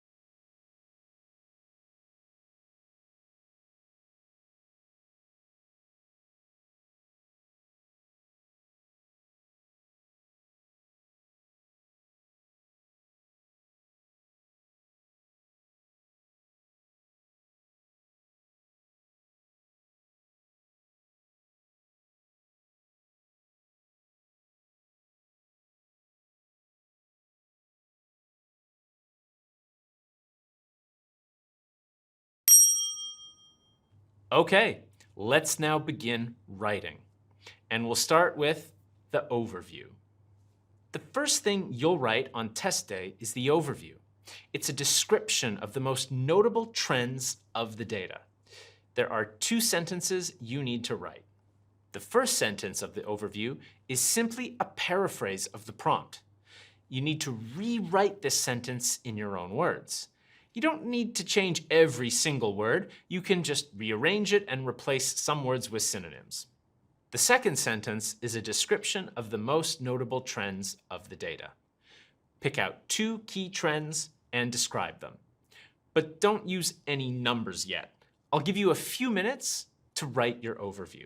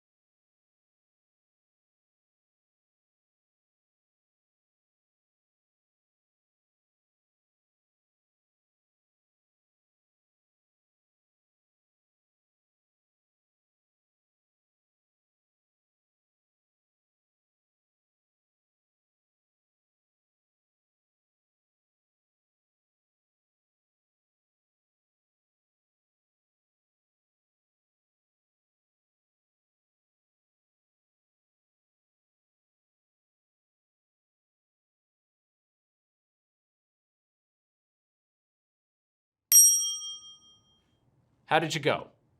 Let me show you my overview. My paraphrase of the prompt says, the charts illustrate spending in South Korea and Singapore in 5 categories in 2000 and 2020. Notice that it uses many of the same words. I've only changed it slightly, but importantly, it still captures the meaning of the original prompt. You should never spend too long on this sentence. It should take you no more than a minute. My second sentence is a broad overview of the key trends without any numerical data. It says, overall, housing grew to become the highest cost in both countries, while healthcare costs increased the most. Here, I've identified the 2 major trends across both sets of data, the countries and the years. These 2 sentences provide a broad but solid overview of the data. A good way to think about your overview is that you're explaining the entire data set to someone in 2 sentences. Let's now write our first data paragraph. Okay, I want you to write your first paragraph using data. You can either talk about a specific country and compare data between years, or you can talk about a year and compare countries. I'll give you a few minutes to write your paragraph. Feel free to pause the video if you need more time.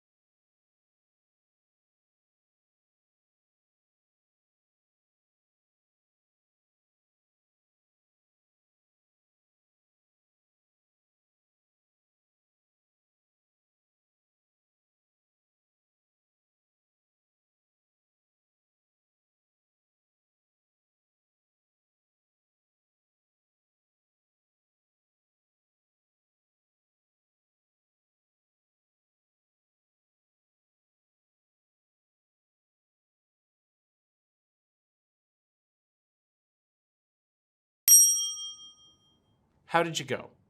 If you haven't written an academic task 1 before, you're probably finding this challenging. Be sure to check out the methods lessons on E2. They'll tell you everything you need to know. Here's my data paragraph 1. In South Korea, in 2000, the most common expenditure was other at 29%. Food, housing, and transport were similar at 24, 21, and 20% respectively. Healthcare was a mere 6%. By 2020, however, a number of changes had occurred. Housing rose noticeably, increasing to 30%, making it the highest expenditure. In contrast, the other category fell substantially, dropping to 7%, less than a quarter of its 2000 value. Healthcare showed the most dramatic change, rising from 6% to 18%, an increase of threefold. Food decreased to 20%, and transport increased to 25%. I've just written about South Korea here, and I've compared some relevant data. Please don't copy what I've written. Maybe you want to go back and rewrite yours, but don't look at mine while you rewrite your own. When you get feedback, you want to get feedback on your writing, not mine. Let's write our second paragraph using data. Okay, I'll give you a few minutes to write about the other country or the other year. Make sure you use data in your paragraph and compare where relevant.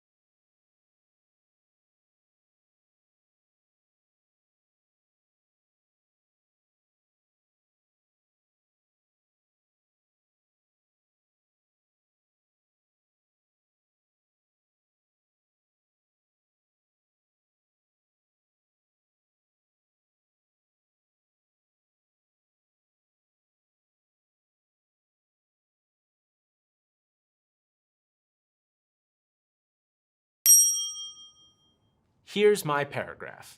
It says, Singapore's housing was consistently the highest expenditure, rising from 34% in 2000 to 40% in 2020. Healthcare costs, similar to those of South Korea's, showed massive growth, rising from 3 to 6%, doubling. Similarly, transport increased from 10% to 20%. Despite being lower expenditures, they showed the most growth. Food and other costs both fell. Notice how I've used relevant data and I've made relevant comparisons as well. This is a very high-scoring paragraph.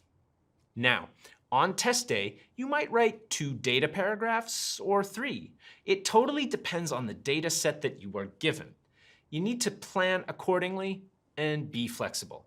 There are no right or wrong answers, just conscious decisions about structure. Here's my complete task 1 from beginning to end. Pause the video and notice how I've written this.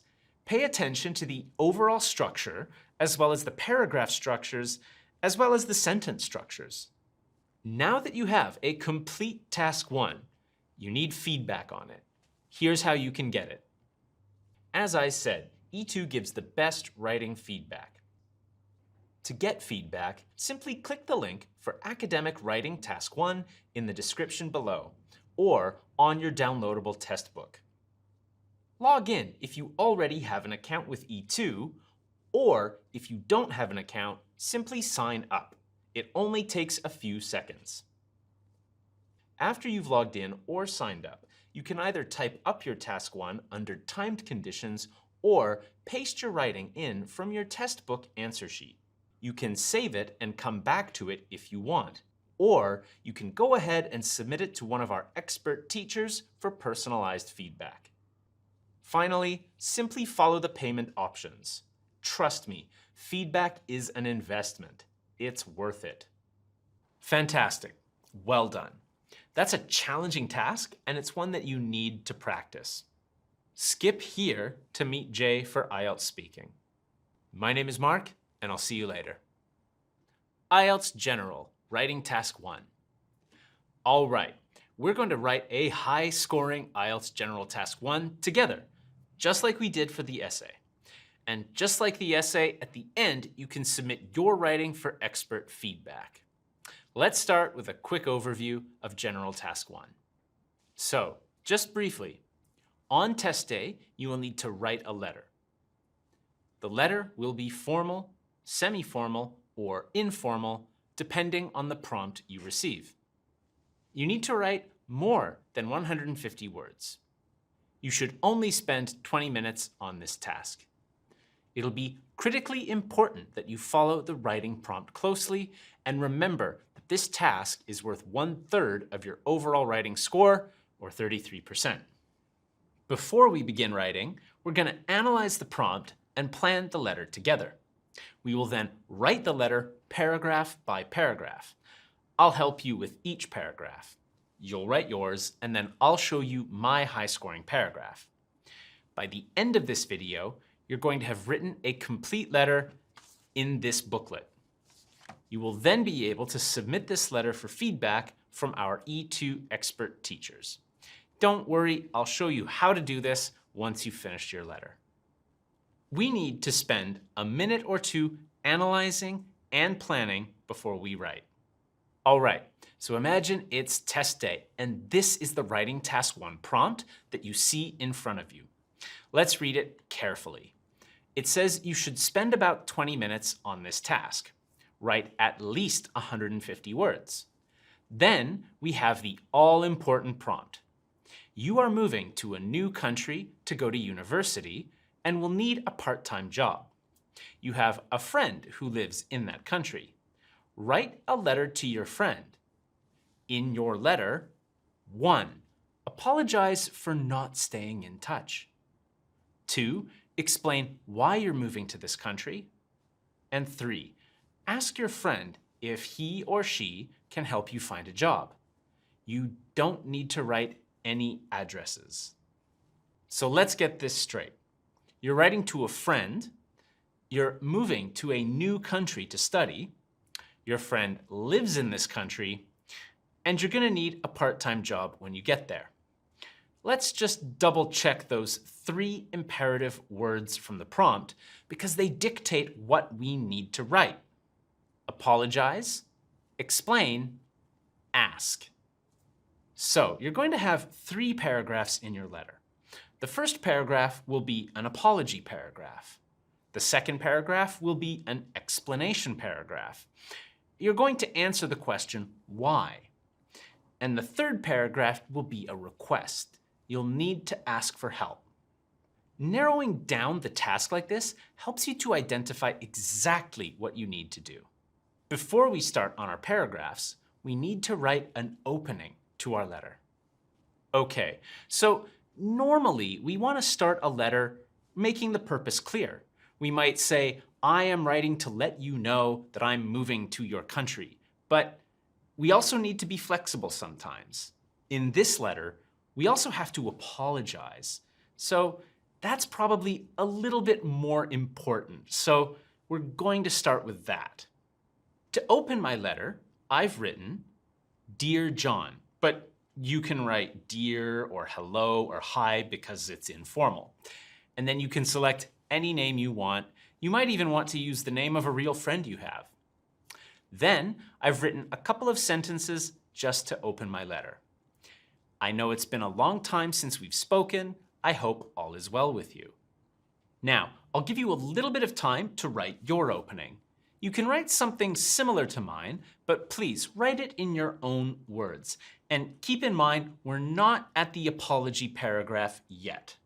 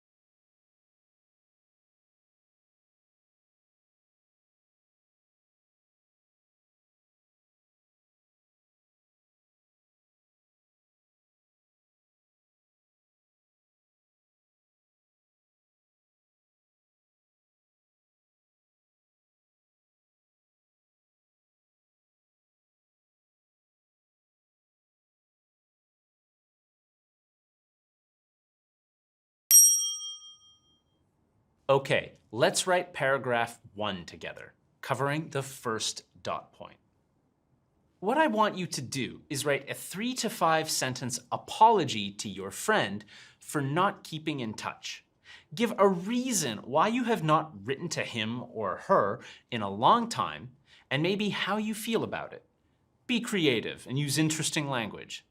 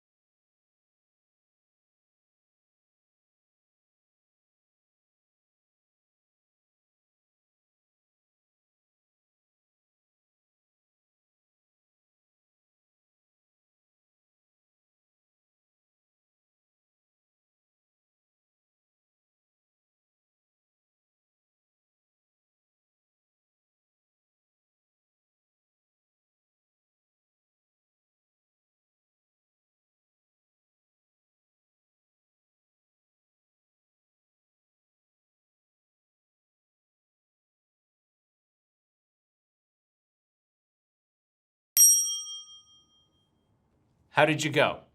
Remember that on test day, you need to use your imagination and varied, clear, accurate language. Here's my apology paragraph. It says, firstly, I'm sorry for not staying in contact over the last few years. The last time we hung out, I felt like we needed some space from each other. Did you feel the same?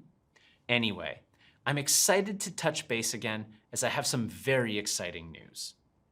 There's a few things I want you to notice here. First, I'm just writing my apology here. I'm focusing on the first dot point.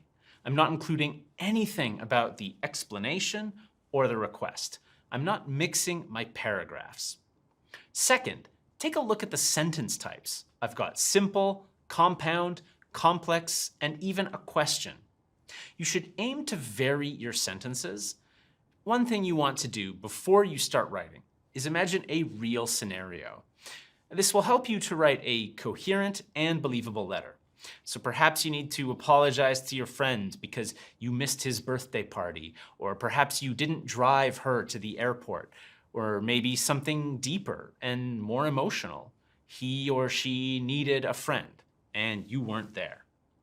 You might not explicitly say this in your letter, but if you have a realistic backstory in your mind, it'll help with the way you write the letter. It makes it more believable, and your language will be stronger. All right, let's write paragraph 2. In paragraph 2, you're going to explain why you're moving overseas.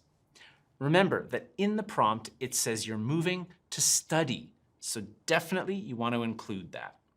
I won't say any more, but I'll give you some time to write a 3 to 5 sentence explanation paragraph.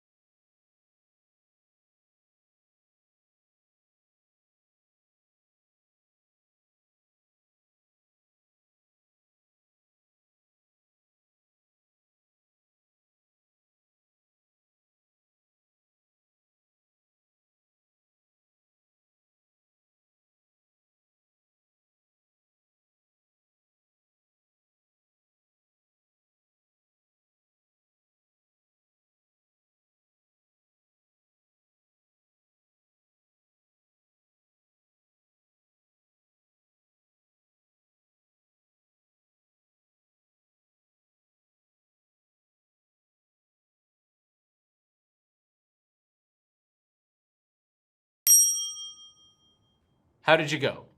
Here's my explanation paragraph. It says, I'm moving to Canada next month to study, and I can't wait. I'm transferring to the University of Toronto so I can specialize in artificial intelligence. As you probably remember, I've always been interested in that topic, so it's an amazing opportunity. Note the compound and complex sentences, and also note the use of collocations or natural sounding phrases like can't wait and specialize in and interested in and amazing opportunity.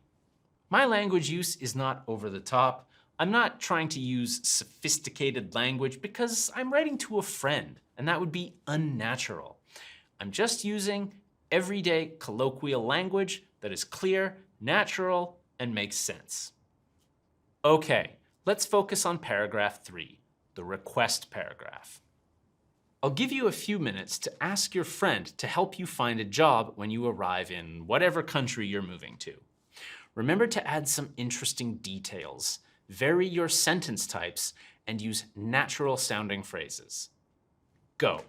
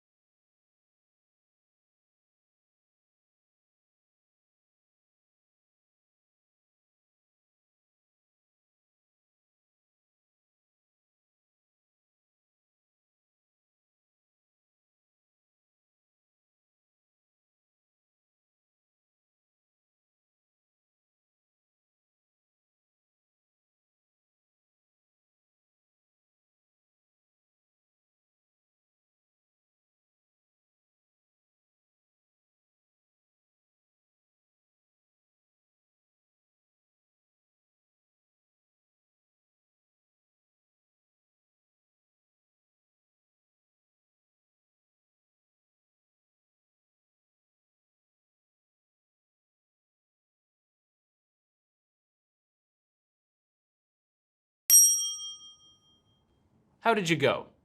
Let's take a look at my paragraph. Mine says, but I need your help with something, if you don't mind. While I have plenty of savings, I'm going to need to find a part-time job almost as soon as I arrive. Ideally, I'd like to work for a tech company, but I'm happy to work in hospitality again if need be. Would you be able to help me out? Notice that I've said, work in hospitality again. This shows that I have a believable backstory and helps with my narrative. In a way, I'm connecting my letter to my personal history with my friend, and it just makes it more authentic and cohesive. Okay, let's finish up the letter using English letter writing conventions. Here, I've written a closing sentence that wraps up my letter, then a sign-off, then my first name. I want you to do the same. I'll give you a little bit of time to complete your letter. Please don't copy mine word for word. Try to use your own ideas.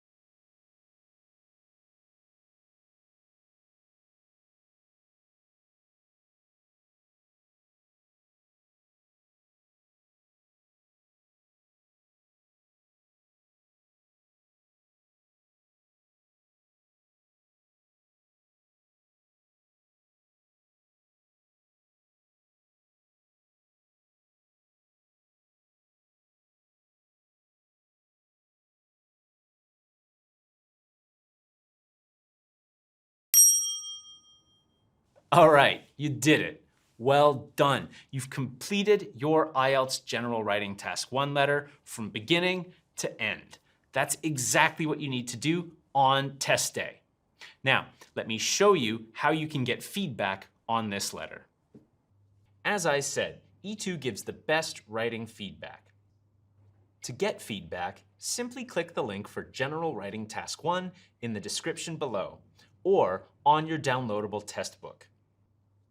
Log in if you already have an account with E2, or if you don't have an account, simply sign up.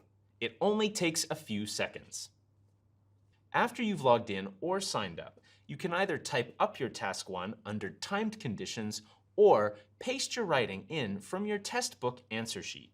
You can save it and come back to it if you want, or you can go ahead and submit it to one of our expert teachers for personalized feedback. Finally, simply follow the payment options. Trust me, feedback is an investment. It's worth it. All right, so now you've finished IELTS writing. Let me now hand you back to Jay, who will take you through IELTS speaking. Remember that you can save this video to watch later if you want, and don't forget to subscribe, leave a comment, and hit like. My name is Mark, and I'll see you soon. IELTS speaking. Welcome back. How did you go with writing? I really do recommend that you get some writing feedback. Writing is the most challenging part of the IELTS, and by getting some feedback, you'll really improve your chances of getting the score that you need. Okay, you're doing really well. You've reached the final part of the test, IELTS speaking. I'm going to be your examiner today, and I'm going to simulate the speaking test from beginning to end so you know exactly what's going to happen on test day. Before we begin though, let me give you a quick overview of IELTS speaking. So IELTS speaking is one-on-one with the examiner. It's 11 to 14 minutes total. It consists of an identity check, which is unassessed, and then part 1, small talk, part 2, a 2-minute talk, and part 3, a discussion. All right, so on test day, you should arrive early for your speaking test. Give yourself plenty of time and don't forget to bring your passport or ID. You'll be asked to wait in a room and then the examiner will come to collect you. You will then follow the examiner to the room for the test. Now, I just want to talk to you briefly about nervousness because it can be a big factor for a lot of people. First of all, it's completely normal to be nervous leading up to test day and during your speaking test. It's fine, it's really okay. Each time I've taken IELTS speaking, and I've taken it 5 times, my hands got sweaty and my heart beat quickly. I was nervous and it was fine. Remember that it's just 15 minutes of your life. Take a deep breath, you can do this, okay? Let's start by simulating the identity check. The identity check only lasts for 20 or 30 seconds. It's not assessed. Don't give long answers here. Just give brief, factual answers. Let's do it now. Ready? Hi, my name is Jay. I'll be your speaking examiner. Can you please tell me your full name? What can I call you? Can you tell me where you're from? May I see your identification, please? Okay, we're now up to the assessed part of the speaking test. Part 1, small talk. So in this part of the test, I'll ask you 12 questions on 3 different day-to-day topics. It'll go for about 4 or 5 minutes. You just need to answer each of my questions in 2 or 3 sentences. Ready? Let's talk about where you live. Do you live in a house or an apartment?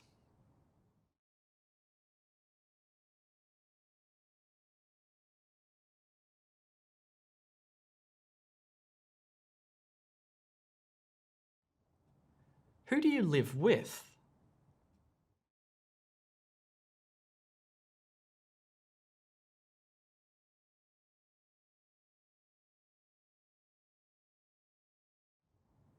What is your favorite room?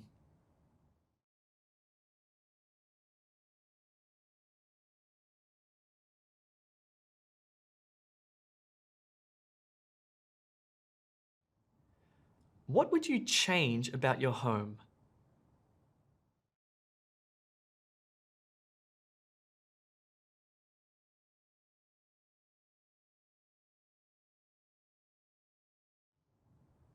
Okay, good. Part 1 isn't over yet because the examiner will now change topics and ask you some other questions on an everyday topic.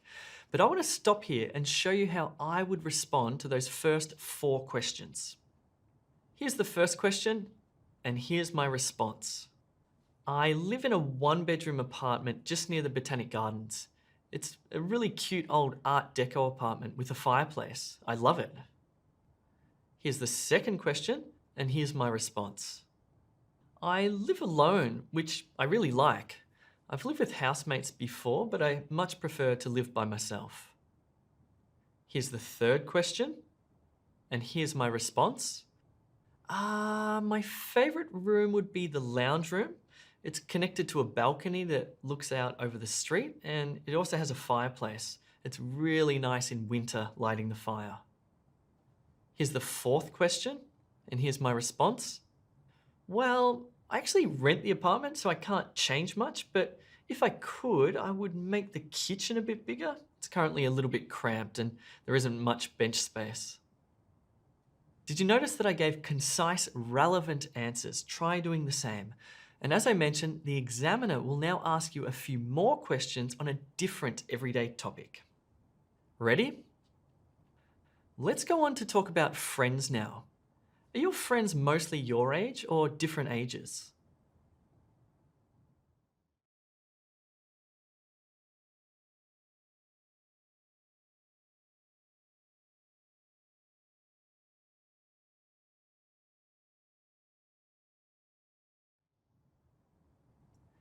Do you usually see your friends during the week or on weekends?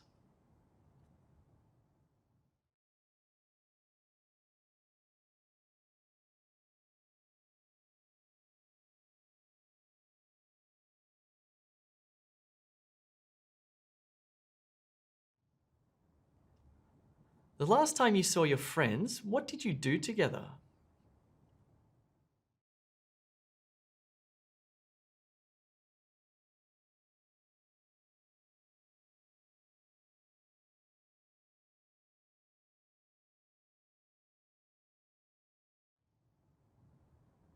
In what ways are your friends important to you?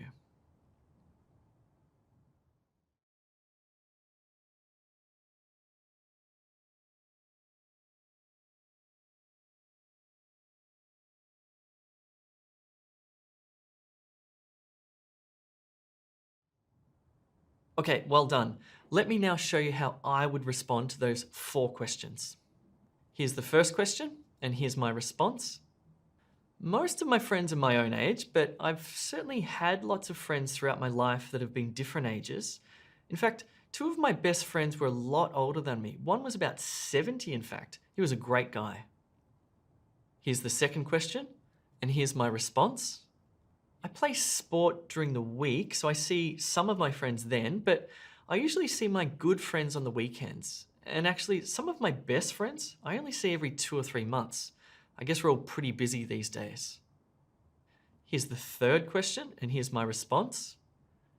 I caught up with some old high school friends on the weekend, actually. It was really fun. We had dinner and played virtual golf together. Here's the fourth question, and here's my response. Friends are really important to me because you share your life with them. They know you, they know your stories and where you've come from. They can also be honest with you and tell you in which ways you need to improve yourself. I'm a very loyal friend. So as you just saw in my second set of answers, I'm beginning to extend myself a little bit more, and I'm using a range of different grammar and sentence structures to express myself. All right, let's do the third set of part 1 questions. Ready? I'd like to move on to talk about food and cooking. What kind of food do you like to eat?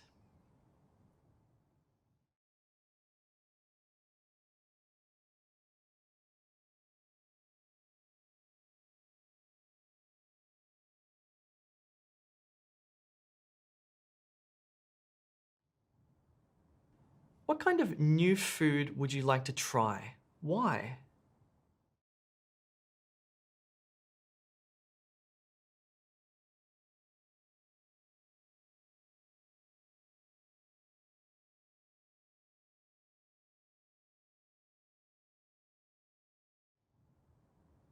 Do you like cooking?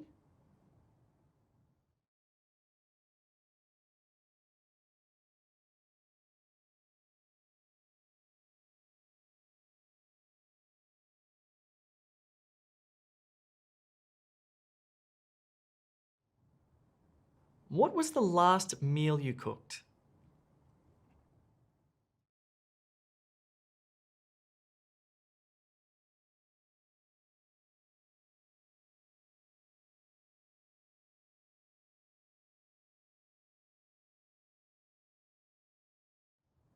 Okay, well done. Let me now show you how I would respond to those last 4 questions.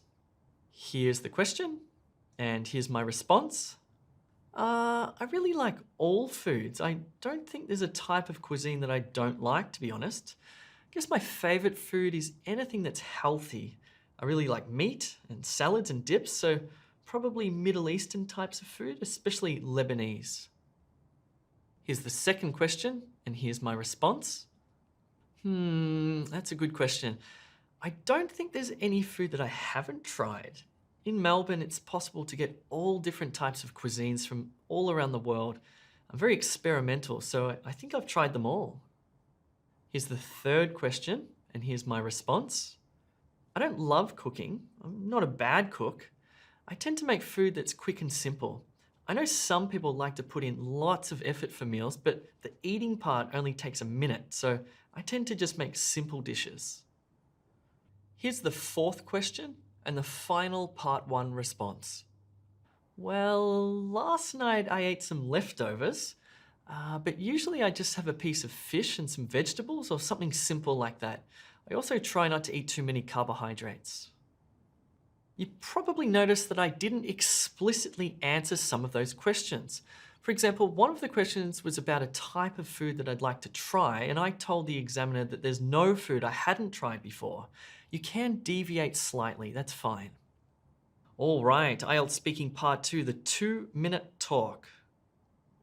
This part is a bit weird, and it's certainly something you need to practice, even if your English is perfect.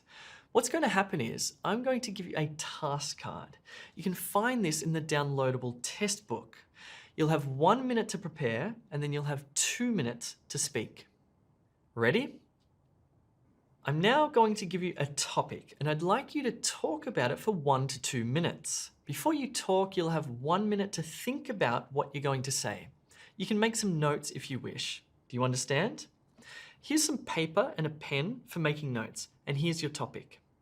I'd like you to describe something you saved money to buy.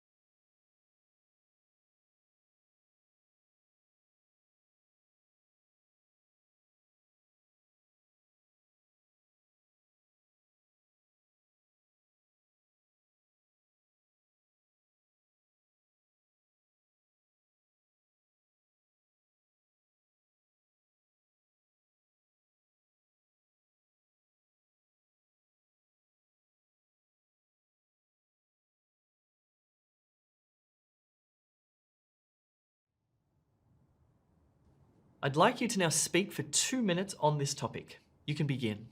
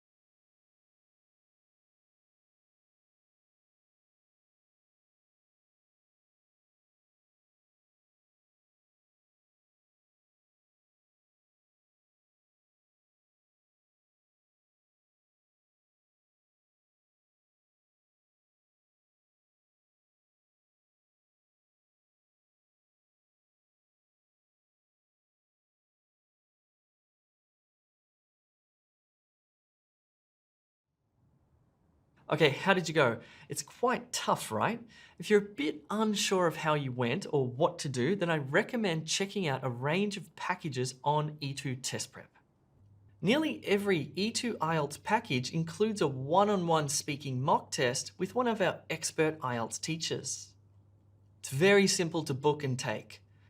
Simply choose a day and time of your choice and click the Zoom link just before the time of your booking. Importantly, you'll receive lots of valuable feedback so you'll know exactly what to do on test day to get that high score. Get an IELTS test prep package with E2 today. I'll now show you what I would do on test day. As I mentioned, I've taken this test 5 times and each time I've got a 9. Firstly, here's what my notes look like from the 1 minute preparation time. All I wrote was Walkman, car, and house. Notice that I only wrote 3 words. On test day, trust me, time goes like this. You can't write much. If any IELTS teacher tells you to write down anything more than just a few words, they obviously have never taken this test themselves, and that's why you should stick with E2. Click that subscribe button. And here is my 2-minute response. Please pay attention to my vocab, grammar, pronunciation, and fluency. Okay, so the first thing that I ever really saved money to buy was a Sony Walkman. I'm not sure if you remember what a Walkman is, but it preceded the iPod and iPhone. It was a mobile cassette player. I was about 15 years old. I think it took me about 6 months to save up for it, and I remember the price. It was $60, which was quite a lot of money for me back then. I also remember the shop that I bought it from. I guess I remember it clearly because it was such a significant event in my life at the time. The reason I wanted to buy it was to listen to music, of course, as I was really into punk rock, but I also wanted to buy it because it was cool. I guess it was a kind of status item. Some of my friends had Walkmans, and I thought I needed one as well. I also remember that the batteries constantly needed replacing. But yeah, it was an important purchasing decision in my life and made me feel good about myself. More recently, I bought a new car. It was by far the most expensive thing I've ever purchased. Well, actually, when I say new, it was just secondhand, as it only had about 4,000 kilometers when I bought it, which is pretty much brand new, but it was expensive. I bought it from a Chinese international student who was moving back to China, and I think I got a bit of a bargain. The reason I wanted a new or newish car is because I've always driven old secondhand cars, and I didn't want one that would break down. I'm really happy with it. It drives beautifully. And I guess at some point I'm going to need to save up for a house. As you know, house prices here in Melbourne are very expensive. So people usually only save up a deposit and then take out a 30 or 40-year mortgage. I really loathe the idea of debt, so I'd much prefer to pay a big chunk of the house off rather than be stuck with a debilitating mortgage for like the rest of my life. It's just not for me. You may have noticed an underlying structure to my part 2. I actually used a very clever strategy that makes doing a 2-minute talk much easier and allows you to extend your grammar and vocab quite a bit. If you want to find out more about it, check out the Speaking Part 2 Methods lesson on E2 Test Prep. Okay, IELTS Speaking Part 3, the final part. This is the discussion with the examiner. So, part 3, the discussion, will carry on from the topic you received in part 2. So, because you spoke about saving money, you're now going to have a discussion with the examiner on a range of questions related to money and personal finance for about 4 or 5 minutes. This is where you can really extend your answers and show off a great range of relevant vocab and flexible grammar and, of course, clear pronunciation. This part of the test is very interactive. You need to listen carefully and respond appropriately to the examiner. It's just like a real-life discussion. So I'll ask you a question, you'll respond, and then I'll show you how I would respond to that question. Ready? Do you find it difficult to save money?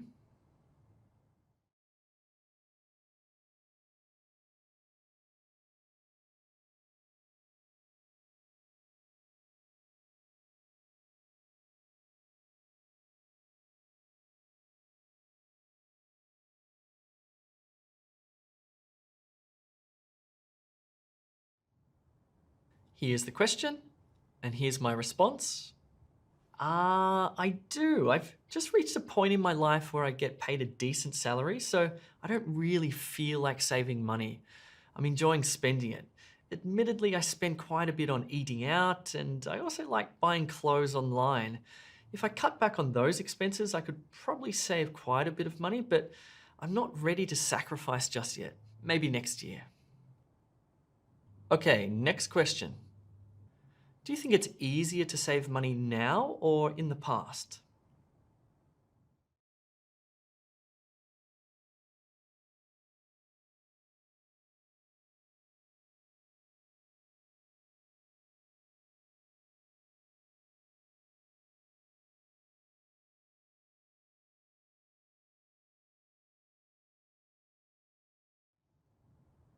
Here's the question. Here's my response. Well, I think the internet has made it much easier to spend money. I mean, online shopping is so incredibly simple to do. Before you know it, you've clicked a few buttons and added something to your cart and bought something. So yes, I think in my parents' generation, there would have been less things to spend money on.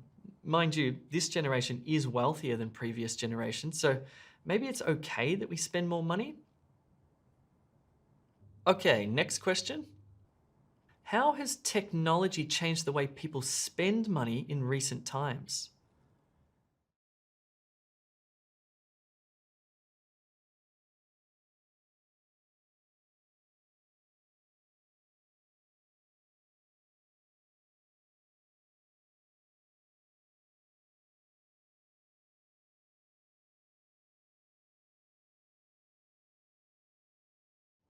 Here's the question.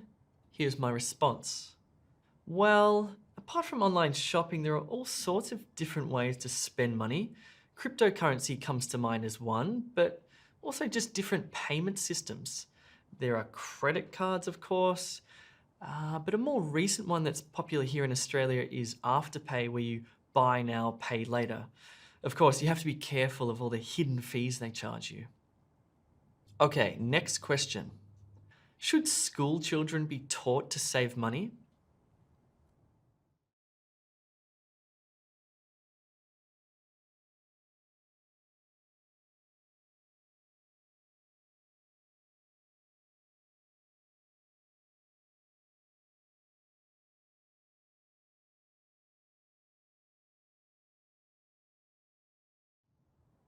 Here's the question.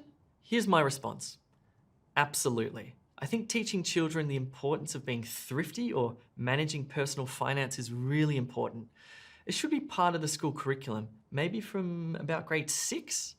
Or perhaps it could be combined with a maths class so students learn mathematics and personal finance at the same time. That'd be a great subject. Okay, next question. Do you think it's easier to save money in the city or the country?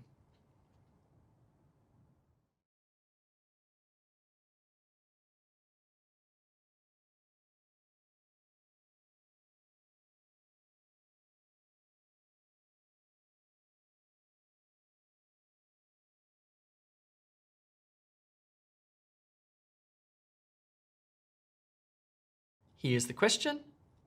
Here's my response. In the countryside, for sure. There's just not much to spend money on.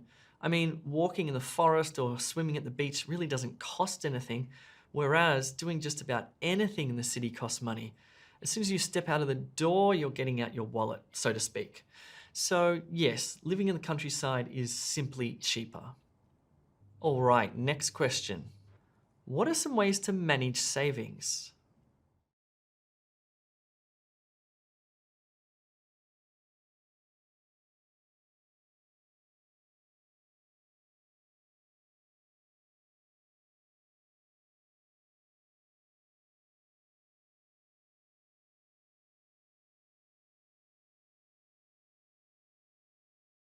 Here's the question, and here's my response. Well, budgets are helpful, but I can't say I've ever used one. I think there are all sorts of apps that you can download onto your smartphone these days to help with managing your finances as well. I'm sure there are things you can add to your phone to block you from spending money. I think technology can actually be pretty helpful when it comes to saving money. All right, next question. Do you think people who have a higher standard of living also enjoy a better quality of life?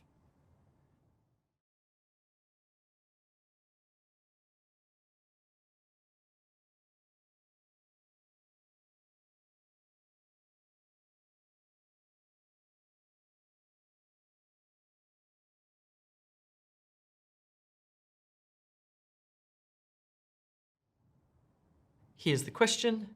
Here's my response. That's a good question. I think so. I mean, money does buy better experiences, certainly when it comes to restaurants or sports cars. But then again, some experiences that cost nothing are often the best, hanging out with friends or seeing your family. So I'd say in general, yes, money does help with a better quality of life, but only really with material objects. So you saw there that I really started to extend my answers and give very thoughtful responses.